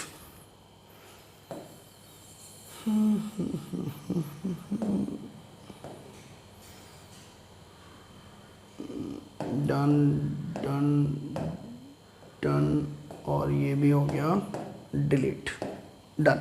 ठीक है, एक क्वेश्चन और करते हैं इस मेथड को अच्छे से ग्रास्प करने के लिए। ठीक है, बाकी हालांकि आगे और आएंगे आपको, लेकिन जस्ट मैं एक बता रहा हूँ कि मान लीजिए ये स्क्वायर है एक, ठीक है, ये एक स्क्वायर है आपका, ठीक है, और यहाँ पर चार्ज है Q, मान लो 10 कूलम, ठीक, यहाँ पर है 2 कूलम, ठीक है, और यहाँ पर भी है 2 कूलम, और यहाँ पर मान लो 10 कूलम। मैं कहूँ इस पर नेट फोर्स बताओ इस चार्ज पर, तो क्या करोगे, पहले इसकी वजह से फोर्स निकाला है यहाँ पर लाइक दिस, ये डिस्टेंस है आपकी a, तो क्या लिखोगे, K2 into 10 divided by A²। ऐसे ही इसकी वजह से इस पर फोर्स लिखोगे वो कितना होगा, K10 into 2 divided by A²। ऐसे ही इसकी वजह से इस पर फोर्स लिखोगे इस डायरेक्शन में, कितना होगा, K into 10 into 10 divided by, ये स्क्वायर है तो A√2 हो जाएगा, A√2 का स्क्वायर। ठीक है, ये 3 फोर्स आ गए आपके। ठीक है, ये आपका F1, ये आपका F2 और ये आपका F3। अब आपको क्या करना है नेक्स्ट स्टेप में, अगर मैं आपसे कहूँ तो इन सभी के x कंपोनेंट लेने हैं, F1x, F2x, F3x, सभी के x कंपोनेंट का सम करना है, Fx आ जाएगा वो। ठीक है, सो अगर मैं कहूँ इस वेक्टर का x कंपोनेंट क्या होगा, 0, क्योंकि y के अलोंग है। ऐसे ही इसका x कंपोनेंट क्या होगा, x के ही अलोंग है, तो आई कैन से F1x तो हो जाएगा 0, F2x आएगा F2 के इक्वल, और इसका x कंपोनेंट अगर आपको निकालना है तो ये एंगल आपको पता करना पड़ेगा। ये एंगल कितना होगा, 45, क्योंकि स्क्वायर है ये, डायगोनल 45। सो इस F3 का इसके अलोंग कंपोनेंट कितना आएगा, F3 cos 45। ठीक है, सो वी कैन से जो x कंपोनेंट रिजल्टेंट का आया वो कितना आया, F2 plus F3/√2। Fine. Same बिल्कुल आपको क्या करना है, Fy कैलकुलेट करना है। Fy कैसे करेंगे, सभी के y कंपोनेंट को आप क्या करेंगे, add f1y plus f2y plus f3y। Same f2 का y कंपोनेंट क्या होगा 0, क्योंकि x के अलॉन्ग है, सो वी कैन से ये क्या हो जाएगा 0। f1y सिंस y के ही अलॉन्ग लगा हुआ है तो कंपोनेंट क्या हो जाएगा f1 के इक्वल। कोई वेक्टर अगर x के अलॉन्ग ही लगा हुआ है तो उसका x कंपोनेंट उसी वेक्टर के इक्वल होता है, ठीक है, मैग्नीट्यूड के इक्वल। देन f3y यानी कि इस वेक्टर का इसके अलॉन्ग कंपोनेंट, तो ये कितना बनेगा आपका, दिस इज f3 sin 45, ठीक है। सो अगेन fy हमारा क्या निकल के आया, f1 प्लस f3 बाई √2, ठीक है। सो ये हमारे fx निकल के आ गया रिजल्टेंट और fy निकल के आ गया रिजल्टेंट। इस तरह से हमें fx और fy निकालने होते हैं, ठीक है। देन फाइनली अगर मैं अब आपसे पूछूं कि जो रिजल्टेंट वेक्टर है, रिजल्टेंट फोर्स है, उसका मैग्नीट्यूड कितना होगा, तो that is root under resultant fx का स्क्वायर प्लस रिजल्टेंट fy का स्क्वायर, ये होता है, ठीक है। और अगर मैं पूछूं कि ये स्क्वायर था ना, जो रिजल्टेंट है वो किस डायरेक्शन में लगा हुआ है, हॉरिजॉन्टल से कितना एंगल बना रहा है, तो आप क्या करेंगे, यहाँ एक x एक्सिस ड्रॉ किया, y एक्सिस ड्रॉ किया, ठीक है। तो हॉरिजॉन्टल से ये कितना एंगल बनाएगा, ये अगर आपको पता करना है तो आप सीधा सीधा क्या करें, ये थीटा निकालने के लिए tan theta is equal to, ध्यान से देखो, ये जो कंपोनेंट था वो था f नेट y और ये था आपका f net x। So I can say tan theta is equal to fy upon fx। So इसमें fy और fx की वैल्यू कैलकुलेट करके रख दोगे तो you will get the direction of resultant force, ठीक है। सो ये इस तरह से क्वेश्चन किए जाते हैं। Now let me discuss this question, 2017 में पूछा गया ये क्वेश्चन आपसे, ध्यान से समझें। Plot a graph showing the variation of coulomb force versus 1/r²। देखो कूलॉम्ब फोर्स का फॉर्मूला क्या है, 1/4πε Q1 Q2 divided by r², ये है ना फॉर्मूला। इसका मतलब अगर मैं कहूँ कि ग्राफ अगर मुझे f और 1/r² में खींचना है तो f is equal to Q1 Q2 4πε को तो रखा मैंने यहाँ 1/r², इन दोनों के बीच में ग्राफ खींचना है मुझे, ठीक है। तो ग्राफ खींचने के लिए क्या होता है, दो कोऑर्डिनेट चाहिए होते हैं, एक इधर एक इधर। यहाँ पर क्या कोऑर्डिनेट चाहिए मुझे, अगर मैं कहूँ इसको y मान लूँ थोड़ी देर के लिए, और 1/r² मतलब यहाँ जो लेते हैं उसको जनरली x लेते हैं, तो इसको थोड़ी देर के लिए x मान लूँ मैं, तो ये पूरी चीज़ क्या हो जाएगी, constant. So this will be y is equal to mx, इस टाइप का हो गया। और y is equal to mx का ग्राफ कैसे जाता है, लाइक दिस, ठीक है। सिंस दोनों चार्ज, अगर दोनों चार्ज ये Q1 Q2 इनका प्रोडक्ट अगर पॉजिटिव है तो स्लोप क्या हो जाएगी, ये m पॉजिटिव, इसीलिए लाइन कैसी जाएगी, लाइक दिस, ठीक है। सो f वर्सेस 1/r² ग्राफ इस तरह से आएगा। ये एंगल आपको किसकी वैल्यू देगा, अगर मैं आपसे कहूँ tan theta will be equal to Q1 Q2 divided by 4πε, ठीक है। So this is the significance of force versus 1/r² graph. ये स्ट्रेट लाइन आएगा, कई बच्चे इसको पैराबोलिक बना देते हैं। पैराबोलिक कब आता, जब r² के बीच में ग्राफ पूछा होता, ठीक है। लेकिन यहाँ पर ग्राफ किसके बीच में पूछा है, 1/r² के, इसीलिए इसको हमने एज x ले लिया, ठीक है। अगर कोई पूछता है इसी में कि f वर्सेस r² के बीच में ग्राफ ड्रॉ करो, तो ग्राफ कैसा आता है आपका, लाइक दिस, ठीक है, f वर्सेस r², ठीक है ना। So don't be confuse.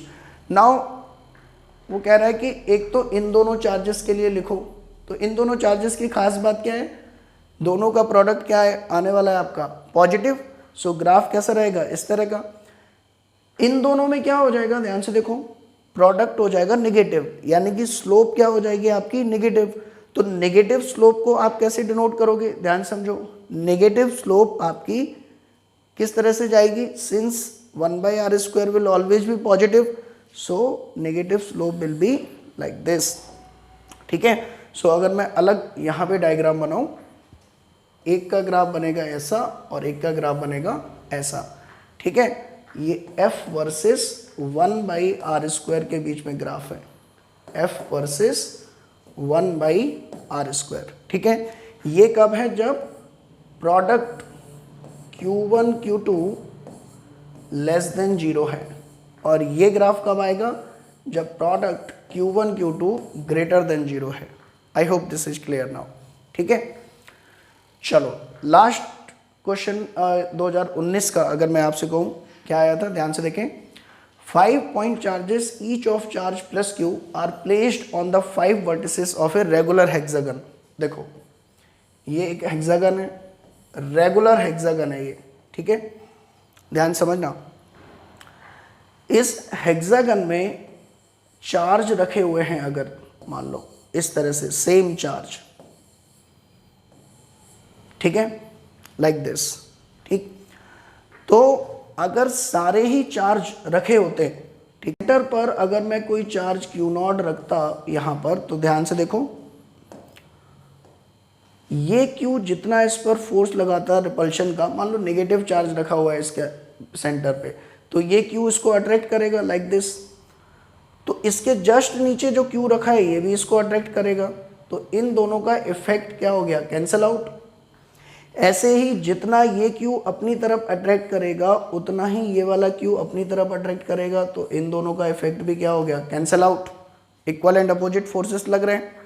Same इस Q की वजह से जितना अट्रैक्शन लगेगा उतना ही अट्रैक्शन इस Q की वजह से लगेगा, लाइक दिस, ठीक है। सो नेट फोर्स आपका कितना आ जाएगा, 0 इन दिस केस, ठीक है। अगर हर एक वर्टिसेस पर चार्ज यूनिफॉर्मली रखे होते तो सेंटर पर चाहे नेगेटिव या पॉजिटिव कोई भी चार्ज रखते, उस पर नेट फोर्स क्या आने वाला था, 0। और ये केवल हेक्सागन के लिए नहीं है, इनफैक्ट आप कोई भी शेप कंसीडर कर लो, अगर वर्टिसेस पर सेम चार्ज रखे हुए हैं तो सेंटर पर अगर हम बात करें, सेंटर पर नेट चार्ज हमेशा क्या होगा आपका, 0। अगर रेगुलर पॉलीगन है मतलब ये साइड आपस में क्या है, इक्वल, ठीक है, एल एल एल, ये भी क्या है, स्क्वायर, ठीक है, और ये भी क्या है आपका, पेंटागन। सो अगर रेगुलर पॉलीगन है, सेम साइड है, ठीक है, और चार्जेस की वैल्यू भी यूनिफॉर्म है, मतलब हर एक जगह चार्जेस की वैल्यू क्या है आपकी, सेम, तो सेंटर पर नेट फोर्स हर एक केस में कितना आने वाला है, 0। इसमें भी कितना आएगा, 0, ठीक है। सेंटर पर कुछ भी आप अगर रख दो चार्ज Q0, तो इन सभी के केस में नेट फोर्स कितना आने वाला है आपका, 0। सो यहाँ पर भी नेट फोर्स 0 आ गया, ठीक। लेकिन उसने क्वेश्चन में ये पूछा है कि सारे वर्टिसेस पर चार्ज ना रखा होकर केवल 5 वर्टिसेस पे रखा हुआ है, 5 पर रखा हुआ है, मतलब कोई एक को उसने यहाँ से हटा लिया, तो क्या होगा बताओ।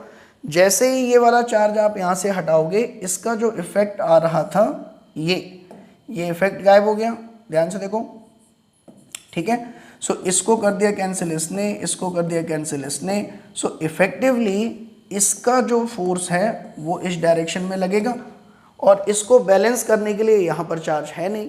सो अगर ये रेगुलर हेक्सागन है और हर एक जगह पर चार्ज है, केवल एक जगह पर चार्ज नहीं है, लाइक दिस, इस वर्टिसेस पर चार्ज नहीं है, तो जो रिजल्टेंट फोर्स होगा वो इसी की डायरेक्शन में होगा, फाइन।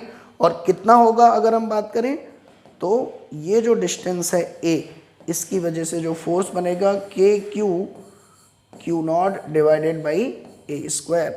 सिंस अगर ये पॉजिटिव चार्ज होता तो डायरेक्शन इस तरह से होती, अगर ये नेगेटिव चार्ज होता तो direction toward this vertices, away from this vertices होते हैं, ठीक है। जैसे मैं इसमें भी आपको बता दूं, अगर आप देखना चाहें तो देखिए ध्यान से, मान लीजिए मैं आपसे कहूं कि यहाँ पे चार्ज है Q, यहाँ पे चार्ज है Q, ठीक है, और सेंटरॉइड पर मैंने यहाँ सेंटरॉइड पर जो है नेट फोर्स निकालना है मुझे, ध्यान समझना आप। अगर मान लो यहाँ पर भी एक चार्ज Q होता तो इस पर नेट फोर्स कितना हो जाता, नेट फोर्स हो जाता आपका 0, net force would be 0 by symmetry we know, ठीक है। और आप इसको प्रूफ भी कर सकते हैं, ठीक है, कि जब रेगुलरली अगर चार्ज रखे हुए हैं किसी भी पॉलीगन के वर्टिसेस पे तो नेट फोर्स 0 होता है। तो इसका मतलब कि ये दोनों मिलकर जितना फोर्स लगा रहे हैं उतना फोर्स ये अकेला अपोजिट डायरेक्शन में लगाएगा, ठीक है। सो इसकी वजह से फोर्स जो होगा इस पर, मान लो ये Q0 चार्ज रखा हुआ है तो वो कहाँ होगा आपका अवे, तो इन दोनों की वजह से जो रिजल्टेंट फोर्स होगा वो कहाँ होगा जस्ट अबव, और ये दोनों फोर्स आपस में एक दूसरे को क्या कर देंगे, कैंसल आउट, ठीक है।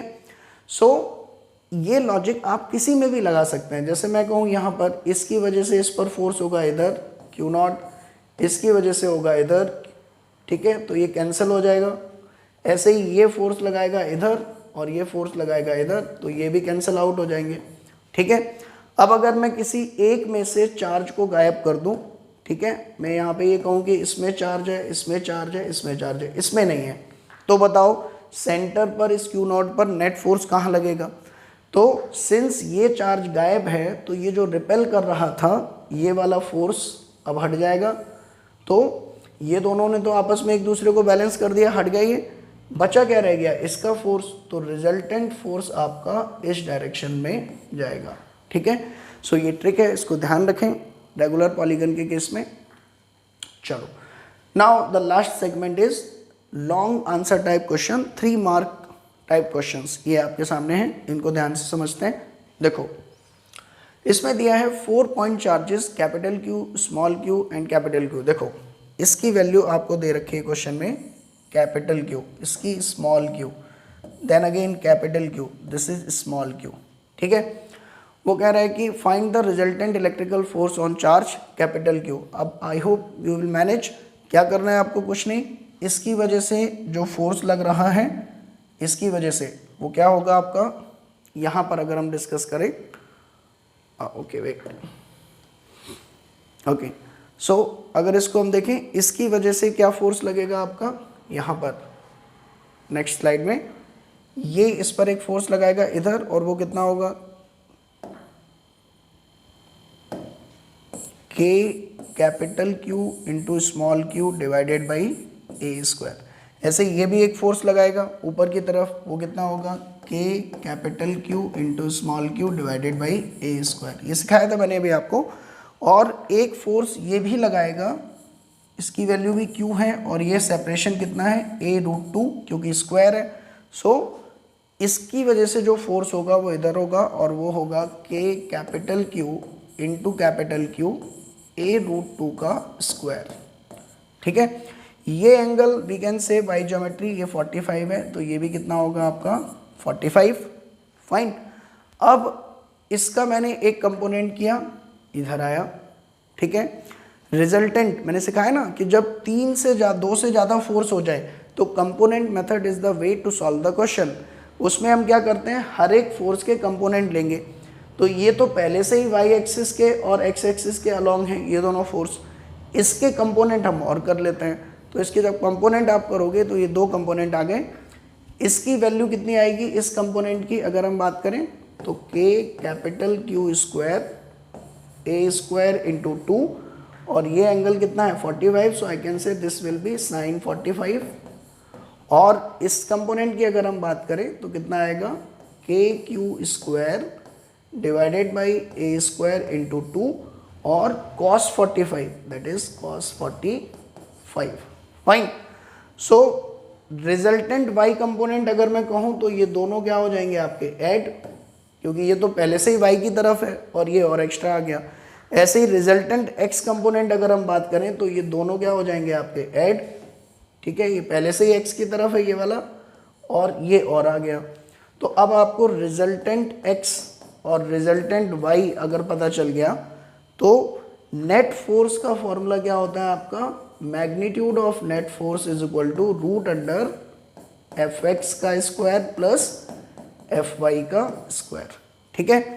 और अगर आपको डायरेक्शन भी बतानी है कि रिजल्टेंट फोर्स किस डायरेक्शन में होगा, तो हॉरिजेंटल से उसका एंगल निकालने के लिए क्या करेंगे, tan theta is equal to F Y upon F X. ये जो आपने निकाला ना F X and F Y resultant, उन दोनों का आप रेशियो ले देंगे तो you will get the direction also. Fine, so I hope you will manage this question.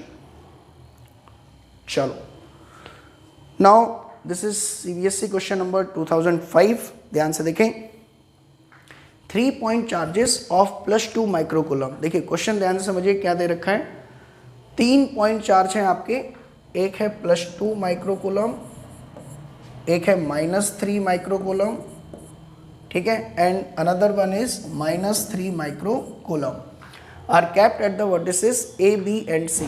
इसका नाम दिया ए, इसका बी और इसका सी, ठीक है। Of an equilateral triangle of side 20 centimetre, इसकी साइड आपकी दे रखी है क्वेश्चन में 20 सेंटीमीटर, 20 सेंटीमीटर, ठीक। What should be the sign and magnitude of the charge to be placed at the midpoint of the side BC?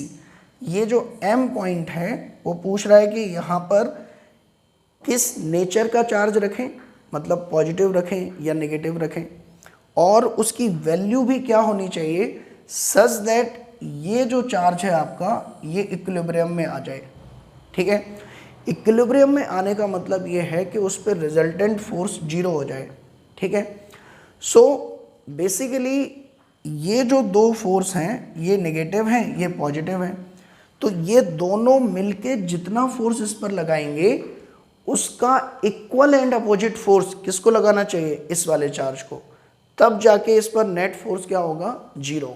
इसको समझिए, देखिए मैं आपसे ये कह रहा हूँ कि ये जो चार्ज है -3q वो इस 2 माइक्रोकूलम पर वी कैन से 3 माइक्रोकूलम,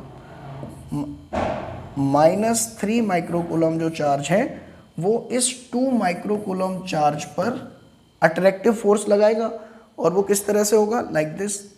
ऐसे ही ये -3 माइक्रोकूलम चार्ज जो है वो इस पर फोर्स इस डायरेक्शन में लगाएगा। अब इन दोनों का रिजल्टेंट अगर मैं आपसे कहूँ, देखो इसने फोर्स लगाया, इसने फोर्स लगाया, इसको नाम दिया मैंने F1, इसको नाम दिया मैंने F2। सो ये जो फोर्स लगाएगा F3 वो इस तरह से होना चाहिए कि इस पर नेट फोर्स क्या हो जाए, 0। F नेट शुड बी 0, तब जाके ये बॉडी किस में आएगी, आपकी इक्विलिब्रियम में, इसमें आएगी इक्विलिब्रियम, ठीक है ना। सो आई से F1 vector plus F2 vector plus F3 vector, ये जो तीसरा चार्ज है इसकी वजह से जो फोर्स है इन तीनों का सम क्या होना चाहिए, 0। So from here I can say F3 vector is equal to minus of F1 vector plus F2 vector, यानी कि इस F3 का जो फोर्स है वो F1 और F2 के रिजल्टेंट वेक्टर का अपोजिट होना चाहिए, ठीक है ना। सो अब जरा हम देखें कि F1 और F2 का रिजल्टेंट कितना आएगा, कैसे निकालेंगे। सो सेम प्रोसीजर आपको वही अप्लाई करना है। पहले F1 और F2 का रिजल्टेंट निकालने के लिए क्या करेंगे, आप कंपोनेंट मेथड अगर अप्लाई करेंगे तो एक एक्स एक्सिस ड्रॉ किया आपने, दूसरा वाई एक्सिस। अब इस F1 के दो कंपोनेंट लेंगे आप, ध्यान से समझिए, ये एंगल आपका कितना हो जाएगा, ध्यान समझो, इक्विलेटरल है तो 60, सो ये एंगल भी 60। तो F1 का इधर कंपोनेंट कितना जाएगा आपका, F1 cos 60, और नीचे की तरफ कंपोनेंट कितना आएगा, F1 sin 60। सिमिलरली F2 की बात करें अगर हम, तो ये एंगल 60 है, ये भी 60 होगा, तो F2 का इस डायरेक्शन में कंपोनेंट कितना होगा, F2 cos 60, और नीचे की तरफ कंपोनेंट इसमें भी कितना होगा, F2 sin 60। सो अब अगर आप देखें ये भी -3 माइक्रोकूलम है, ये भी -3 माइक्रोकूलम है, इसकी इससे जितनी डिस्टेंस है उतनी ही इसकी इससे डिस्टेंस है, यानी कि दोनों बिल्कुल सिमेट्रिक हैं इस चार्ज के कंपैरिजन में। So we can say that magnitude of F1 is equal to magnitude of F2 by symmetry we can say. So we can say that this component of force and this component of force are exactly equal, so they will cancel out like this, ठीक है.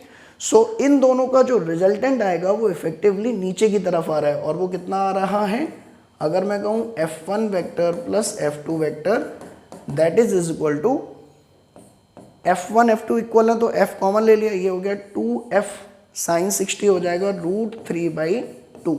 सो that is F1 vector plus F2 vector is equal to F√3, और वो कहाँ आ रहा है, नीचे की तरफ. फाइन. सो F3 आपका बेसिकली कितना हो जाएगा, F3 vector is equal to minus F√3. Clear, ये मैग्नीट्यूड आया, और ये अगर नीचे की तरफ है इसका मतलब ये माइनस इसको क्या बना देगा, डायरेक्शन रिवर्स कर देगा, यानी कि ये फोर्स लगना चाहिए ऊपर की तरफ, यानी कि ये दोनों मिलके इसको नीचे खींच रहे हैं अगर, तो यहाँ जो चार्ज आप रखने वाले हो वो इस चार्ज को ऊपर फेंकना चाहिए. ऊपर फेंकने से मतलब रिपेल करना चाहिए. रिपेल करने से मतलब अगर ये पॉजिटिव है +2 माइक्रोकूलम, तो ये भी आपका कैसा होना चाहिए, नेचर इसका positive. I hope it is clear. ठीक है. नाउ अब F3 is equal to F√3 ये आ गया आपका. ठीक है, तो इसको देखते हैं. ये तो हो गई नेचर, हमने पता कर लिया. अब मैग्नीट्यूड की बात कर लेते हैं. तो ध्यान से देखो, मान लो इसका मैग्नीट्यूड आपका है Q3 और इसका है 2 माइक्रोकूलम. ठीक है, और ये इस पर जो फोर्स लगा रहा है ये है F. तो F का मैग्नीट्यूड अगर हम निकालें तो F आएगा K into 3 microcoulomb into 2 microcoulomb divided by जो साइड थी इसकी वो थी 20 सेंटीमीटर. 20 इंटू 10⁻⁻² का स्क्वायर, ये F आ गया. ऐसे ही ये डिस्टेंस अगर मैं कैलकुलेट करना चाहूँ तो ये एंगल 60 है, तो ये डिस्टेंस आपकी x है. तो आई कैन से इस राइट एंगल ट्रायंगल में I can say x upon 20 into 10⁻⁻² is equal to sine 60 that is √3/2. So x की वैल्यू हमारे पास आ गई कितनी, √3. ये आपका उधर जाएगा तो ये 10 √3/10. ठीक है, सो ये √3/10 मीटर ये वैल्यू आ गई आपकी x की. ठीक है, so I can say now the force exerted by Q3 on this that will be equal to F3 is equal to, you can write 9 into 10⁹ into Q3 that is multiplied by charge 2 microcoulomb divided by ये distance कितनी है, √3/10 का square. Fine. इसको आप equate कर देंगे किससे, F3 is equal to हमने निकाला है इसका मैग्नीट्यूड किसके इक्वल होगा, F√3 के.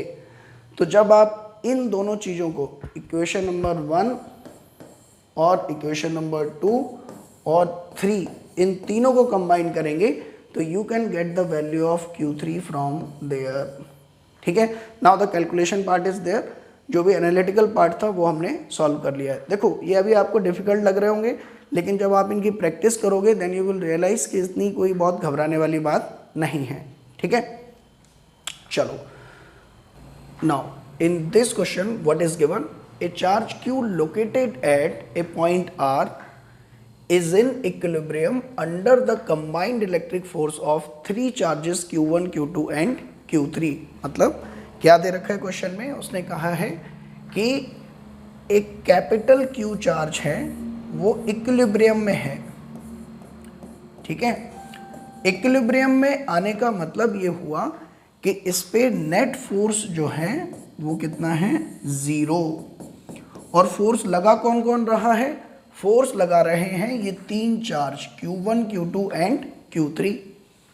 If the charges Q1, Q2 are located at point R1 vector and R2 vector, मतलब Q1 का पोजीशन वेक्टर दे दिया उसने R1 वेक्टर, Q2 का पोजीशन वेक्टर दे दिया उसने R2 वेक्टर. ठीक, तो वो आपसे पूछ रहा है कि बताओ Q3 जो फोर्स लगा रहा है Q3 की वजह से जो फोर्स लग रहा है उसका एक्सप्रेशन आपको कैलकुलेट करना है। फाइन, ये चीज़ आपको कैलकुलेट करनी है और ये किसके टर्म में कैलकुलेट करनी है आपको? इन terms of Q1 Q2 and R1 R2 and R क्या है? R is the position vector of this capital Q। ठीक है, so let me denote this in this diagram. देखो आपके पास एक चार्ज है कैपिटल Q, ठीक है, इसका पोजीशन वेक्टर क्वेश्चन में दे रखा है कितना है? R vector. फाइन, एक और चार्ज है आपके पास Q1 और इसका पोजीशन वेक्टर आपको दे रखा है R1 वेक्टर। पोजीशन वेक्टर मतलब ओरिजिन से इस चार्ज को मिलाने वाले वेक्टर को हम क्या बोलते हैं? Position vector. फाइन, नाउ इस Q1 की वजह से इस कैपिटल Q पर एक फोर्स लगेगा जिसको हम नाम क्या देंगे? Force on capital Q due to Q1। Fine, ये इस वेक्टर का नाम हो गया। अब इसकी वैल्यू अगर मैं आपसे कहूं तो ये कितनी होगी? F vector capital Q into Q is equal to, according to vector form of Coulomb's law, क्या बनेगा? K capital Q into Q divided by, देखो इस वेक्टर को हम क्या लिखेंगे? Q1 से Q की तरफ जा रहे हैं तो final minus initial, so I will write R vector minus R1 vector का cube into R vector minus R1 vector. ठीक है, ये इस फोर्स की वैल्यू हो गई। अब एक और मैंने यहां पर चार्ज लिया जिसकी वैल्यू है Q2।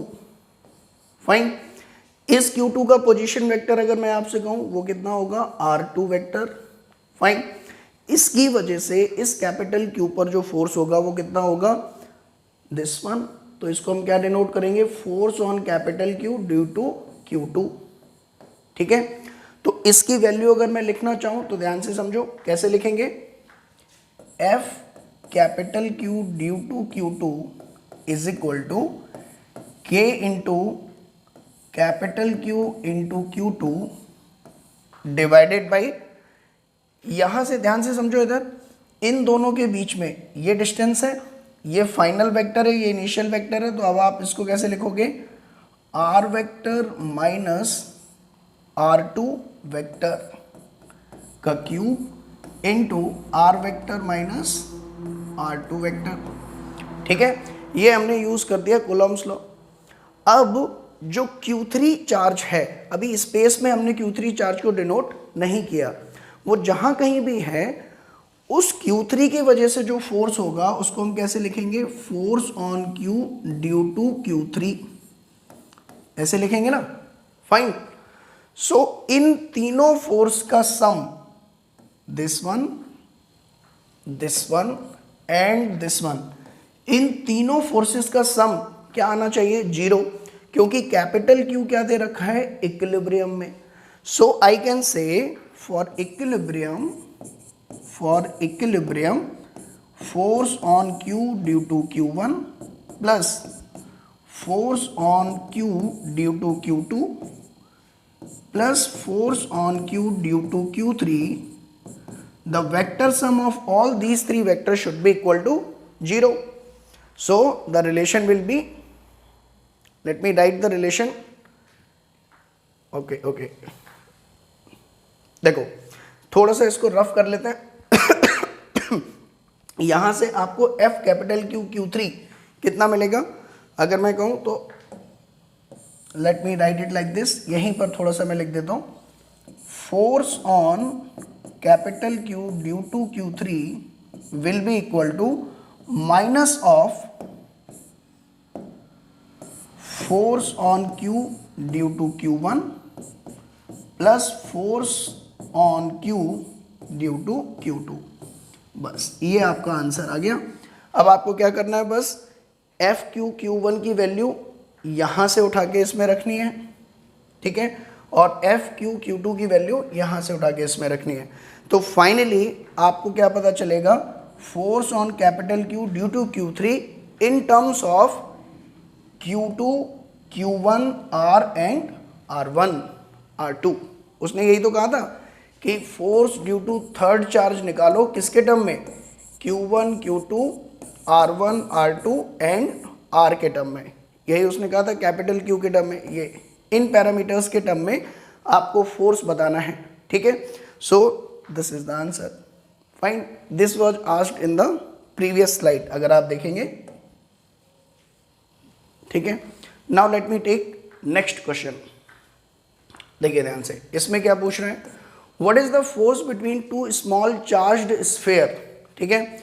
दो छोटे छोटे स्फीयर हैं, देखो उसने अगर कह दिया है ना क्वेश्चन में स्मॉल चार्ज्ड स्फीयर, इसका मतलब स्मॉल का मतलब कि इनके बीच का सेपरेशन इनके लीनियर साइज के कंपैरिजन में बहुत ज़्यादा है।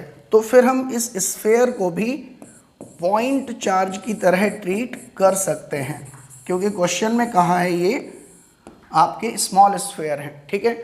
इस पर चार्ज कितना है 2 × 10⁻⁷ कूलम, और इस पर कितना है 3 ×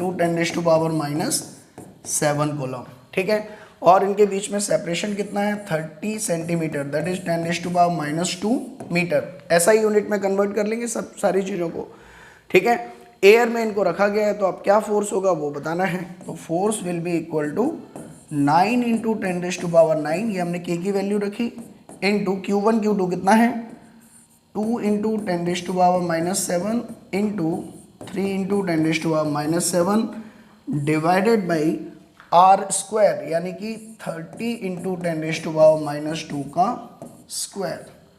सो यहाँ से अब आप सॉल्व कर सकते हैं, कैलकुलेशन मैं आपके लिए छोड़ रहा हूँ, ठीक है।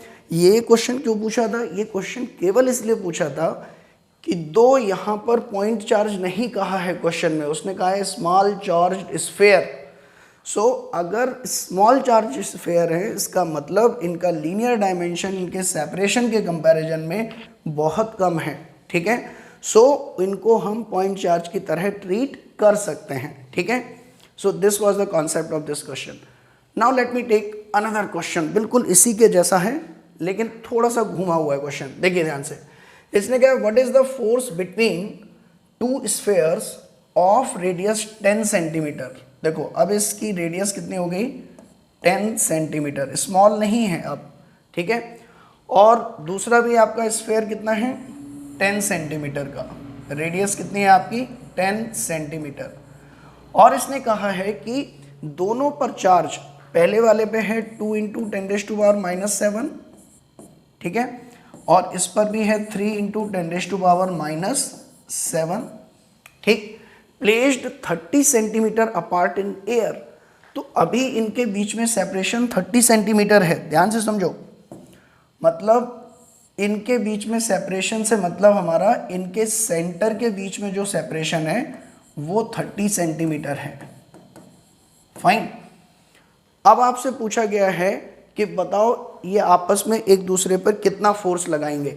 तो आप ये गलती ना कर दें कि आप सीधा सीधा कूलॉम का लॉ अप्लाई करने लग जाएं इसमें कि K 9 × 10⁻⁹ और ये Q1 Q2 और डिवाइडेड बाई सेपरेशन कितना है 30, तो 30 × 10⁻⁻2 का स्क्वायर। ये आपका बिल्कुल गलत हो जाएगा।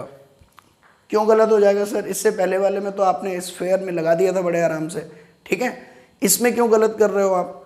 रीज़न इज कि यहाँ पर इनकी जो लीनियर डायमेंशन है इन स्फीयर की, दैट इज 10 सेंटीमीटर, रेडियस है, डायमीटर 20, और इनके बीच में जो सेपरेशन है वो है 30, है ना।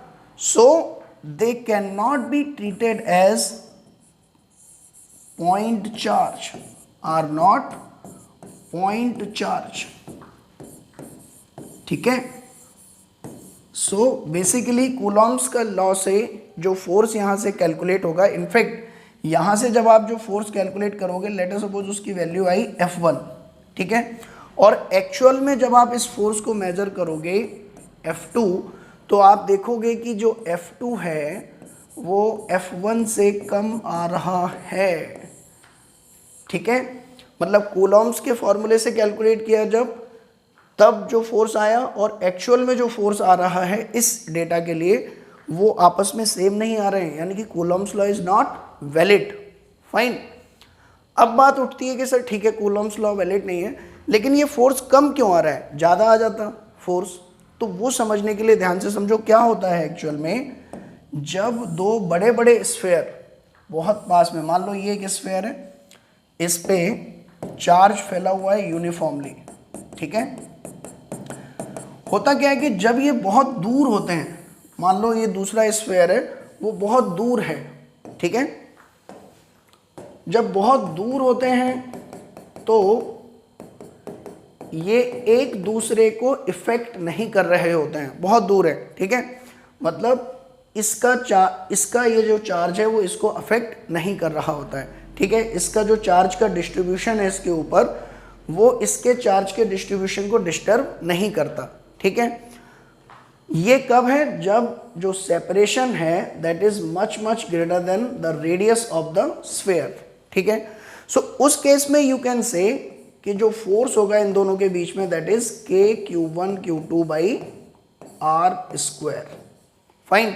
और हम ये भी कह सकते हैं कि इसके पूरे चार्ज को मैं इस सेंटर पर कॉन्सेंट्रेटेड मान सकता हूं, ठीक है, क्योंकि सिमेट्रिकली फैला हुआ है चार्ज, यहां पर भी चार्ज सिमेट्रिकली फैला हुआ है, तो इसके पूरे चार्ज को मैं सेंटर पर कॉन्सेंट्रेटेड मान सकता हूं एक पॉइंट चार्ज की तरह, ठीक है। और इसीलिए अब ये जो फॉर्मूला है वो आराम से इसमें वैलिड होगा, और प्रैक्टिकली भी फोर्स जो आप मेजर करोगे इस पर विद द डिवाइस तो आप देखोगे कि वो इसी के इक्वल आएगा, ठीक है। लेकिन जब हम इनको पास में लेके आने लगते हैं तो होता क्या है कि जब ये पास में आएंगे बेटा, तो देखो ध्यान से, इनके जो पॉजिटिव चार्ज हैं, यहाँ वाला जो पॉजिटिव है और यहाँ वाला जो पॉजिटिव है वो एक दूसरे को रिपेल करेंगे। तो होता क्या है कि पॉजिटिव चार्ज फिर यूनिफॉर्मली डिस्ट्रीब्यूट नहीं रह पाते और सारे पॉजिटिव चार्ज यहाँ इकट्ठा हो जाते हैं इस साइड में, ठीक है। क्यों? क्योंकि ये एक दूसरे को क्या कर रहे हैं, रिपेल, ठीक है। सो इस केस में जो चार्ज का सेंटर पहले इफेक्टिवली ज्योमेट्रिकल सेंटर पे बना था, लेकिन इस केस में चार्ज इफेक्टिवली लेफ्ट में इकट्ठा हो गया है, तो जो इस चार्ज का इफेक्टिव सेंटर बनेगा वो इस सेंटर से और इधर बनेगा, फाइन। मतलब इस पॉइंट पर आप पूरे चार्ज को कॉन्सेंट्रेटेड मानोगे। ऐसे ही इस चार्ज का जो इफेक्टिव सेंटर बनेगा वो ओरिजिनल सेंटर से थोड़ा राइट साइड में बनेगा और आप यहाँ पर पूरे चार्ज को इकट्ठा मानोगे। सो अब इन दोनों चार्जेस के बीच में अगर सेपरेशन देखें तो सेंटर के बीच में सेपरेशन था स्मॉल r जो पहले था, लेकिन चार्जेस के बीच में जो इफेक्टिव सेपरेशन है वो हो जाएगा r dash, and from the figure you are able to see that r dash is greater than r। So अब इस केस में जो फोर्स होगा वो कितना होगा, Q1 Q2 divided by r dash का स्क्वायर। समझ में आ रहा है बेटा? ठीक, इसका मतलब r dash greater than r है, मतलब जो f डैश होगा that will be less than f। This is the reason कि अगर इस तरह के दो स्फीयर जिनकी रेडियस उनके बीच के सेपरेशन के कंपैरेबल है, उनको पास पास में अगर रखोगे तो कूलॉम्स लॉ अप्लाई करके जो फोर्स आ रहा है वो एक्चुअल फोर्स से क्या होगा, ज़्यादा, ठीक है। So this was very tricky part, you should remember कि जो स्फीयर लिए गए हैं क्या उनका डायमेंशन उनके सेपरेशन के कंपैरिजन में बहुत छोटा है या नहीं, only then you will be able to apply Coulomb's law. चलो, so last question of this series, and that is, can two charge of same nature attract each other? ये क्या बोल दिया सर आपने? अभी तक तो हम यही पढ़ते आ रहे हैं कि सेम नेचर के चार्ज आपस में एक दूसरे को क्या करते हैं, रिपेल, ठीक है, और अपोजिट नेचर के चार्ज आपस में एक दूसरे को क्या करते हैं, अट्रैक्ट। सडनली अब ये क्वेश्चन क्यों पूछ रहे हो आप सर कि क्या सेम नेचर के चार्ज एक दूसरे को अट्रैक्ट कर सकते हैं? तो एकदम से सुनने में लगता है आंसर इज नो, बट अगर हम एक स्पेसिफिक सिचुएशन समझें, वो स्पेसिफिक सिचुएशन क्या है, मान लीजिए यहाँ पर एक चार्ज रखा हुआ है, लेट अस सपोज बड़ा चार्ज है काफ़ी और इसमें बहुत सारा पॉजिटिव चार्ज है, ठीक है, ध्यान से समझने की कोशिश करेंगे। बहुत ज़्यादा चार्ज है इस पर, very large amount of charge, very large amount of charge, ठीक। और हमारे पास एक दूसरा छोटा सा स्फीयर है, ठीक है, जिस पे चार्ज की वैल्यू बहुत कम है, मतलब है पॉजिटिव उस पर भी है लेकिन कम है रिलेटिवली, देखो लाइक दिस, ठीक है। और बाकी इसके अंदर क्या है, positive negative, positive negative, positive negative, positive negative, positive negative, positive negative, like this, ठीक है। सो अंदर के ये पॉजिटिव नेगेटिव तो मिलके क्या हो रहे हैं, 0। ये एक्स्ट्रा 5 चार्ज और हैं जो इसको इफेक्टिवली क्या बना रहे हैं, पॉजिटिवली चार्ज। और यहाँ पर बहुत ज़्यादा एक्स्ट्रा पॉजिटिव चार्ज हैं, ठीक है। सो ये भी पॉजिटिव है, ये ज़्यादा पॉजिटिवली चार्ज है। अब क्या होगा कि जब तुम इसको इसके पास में लाओगे, वी कैन से इस पर चार्ज की वैल्यू है Q1, इस पर है Q2 positive charge, and Q1 is much greater than Q2। ये सिनेरियो हम डिस्कस कर रहे हैं, ठीक है। अभी क्या होगा, जैसे ही आप इस Q2 को इसके पास में लेके आओगे, ठीक है, तो होगा क्या, ये जो पॉजिटिव चार्ज दिख रहे हैं यहाँ पर तुम्हें, ये सभी पॉजिटिव चार्ज, जैसे ये देखो 1 2 3 4 5, ये 5 इन पांचों को भगा देंगे, बोलेंगे भागो यहाँ से, ठीक। तो इसकी पिक्चर थोड़ी देर बाद कैसे हो जाएगी, ये पांचों के पांचों आपको जो है यहाँ से हटके उस साइड में जाते हुए दिखाई देंगे, लाइक दिस। देखो ये पांचों यहाँ भाग गए, छुप गए इधर, ठीक है, इससे डर के। अब ये अभी भी नहीं माना, इसके पास तो और भी पॉजिटिव है, ये कहेगा ये 5 तो गए। अब इसके अंदर भी जो 5 जो पॉजिटिव छुपे हुए हैं, ये उनको भी रिपेल करेगा, क्यों, क्योंकि बहुत ज़्यादा पॉजिटिव चार्ज है। तो थोड़ी देर बाद पिक्चर कैसी होगी इसकी, अगर आप देखें इसी की पिक्चर थोड़ी देर बाद आपको ऐसी दिखाई देगी, ध्यान से देखो, सारे के सारे पॉजिटिव इधर इकट्ठे होने लग जाएंगे, ठीक। और इसके अंदर का जो नेगेटिव था 1 2 3 4 5, ये नेगेटिव वो अपने पास खींच लेता है, लाइक दिस, ठीक है। मतलब अगर बहुत ज़्यादा पॉजिटिव चार्ज है तो इस पॉजिटिव चार्ज की पिक्चर ऐसी बना देगा। अभी भी अगर आप इफेक्टिवली देखो तो ये चीज़ तो अभी भी नेट कैसी है, पॉजिटिवली चार्ज, क्यों, क्योंकि पॉजिटिव नेगेटिव से ज़्यादा है, लेकिन चार्जेस रीडिस्ट्रीब्यूट हो चुके हैं, ठीक है, due to the excess amount of charge on this sphere. So now if I talk about this picture of another charge, ध्यान से देखो, अब ये पॉजिटिव चार्ज क्या कहेंगे, इस नेगेटिव को कहेंगे आ जाओ भाई, इस नेगेटिव को बुलाएंगे अपने पास, ठीक है। तो इस नेगेटिव पे ये पॉजिटिव चार्ज इधर फोर्स लगा रहा है F1, और इस नेगेटिव चार्ज का जो सेपरेशन इस पॉजिटिव चार्ज से है, वो सेपरेशन मैंने मान लिया कितना, R1। और ये जो इफेक्टिव पॉजिटिव चार्ज आपको दिख रहे हैं यहाँ पर, इनको ये पॉजिटिव चार्ज कहेगा भागो यहाँ से, ठीक है, रिपेल करेगा। और इनका, इन पॉजिटिव चार्ज का जो इफेक्टिव सेपरेशन है इस पॉजिटिव से, वो है R2। और आपको इतना तो दिख ही रहा होगा कि R1 is less than R2, यानी कि नेगेटिव चार्ज ज़्यादा पास में है और पॉजिटिव चार्ज दूर है। तो नेगेटिव चार्ज को खींच रहा है इस फोर्स से और पॉजिटिव चार्ज को दूर भगा रहा है F2 फोर्स से। Now since R1 is less than R2 and we know that Coulomb's law के according force is inversely proportional to R square, so we can say that F1 is greater than F2, यानी कि इस positive का इन negative पर जो attraction है वो ज़्यादा है as compare to in positive पर रिपल्शन के। सो इफेक्टिवली ये चार्ज इसकी तरफ मूव करने लगेगा, अट्रैक्ट होने लगेगा, फाइन। और ये भी पॉजिटिव है, ये भी पॉजिटिव है, और इस सिचुएशन में ये इसको क्या कर रहा है, attract, fine. So same nature के चार्ज एक दूसरे को अट्रैक्ट कर सकते हैं, किस सिचुएशन में, जब एक का चार्ज दूसरे के चार्ज के कंपैरिजन में बहुत ज़्यादा हो, ठीक है। डिफरेंस ऑफ द चार्ज जब बहुत ज़्यादा होगा तो इस तरह की पिक्चर क्रिएट हो जाएगी जिस चार्ज की वैल्यू कम होगी उसके अंदर। So with this I finish this lecture and I hope हमने जितने भी पॉसिबल मॉडल थे सीबीएसई में वो सारे क्वेश्चंस हमने डिस्कस कर लिए हैं इस वीडियो लेक्चर में। इस वीडियो लेक्चर को अगर आप एक बार थॉरोली देखेंगे तो एक कॉन्फिडेंस आपके अंदर आ जाएगा, बिल्डअप हो जाएगा कि हाँ ठीक है इस तरह से क्वेश्चन सॉल्व करते हैं।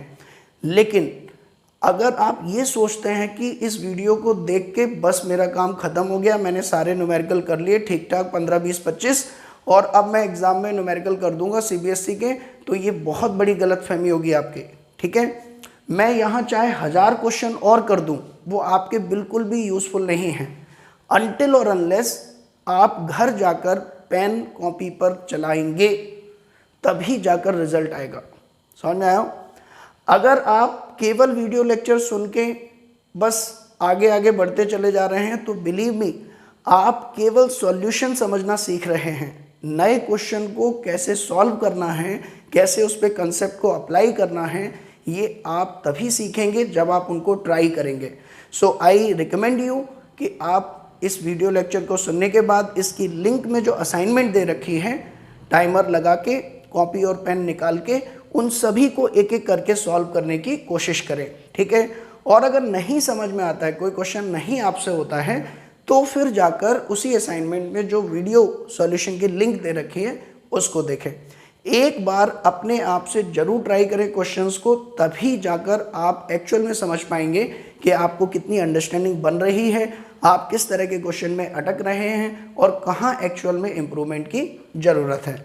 विद दिस आई होप कि आप लोग अच्छे से पढ़ाई करेंगे और क्वेश्चन प्रैक्टिस करेंगे। Thank you.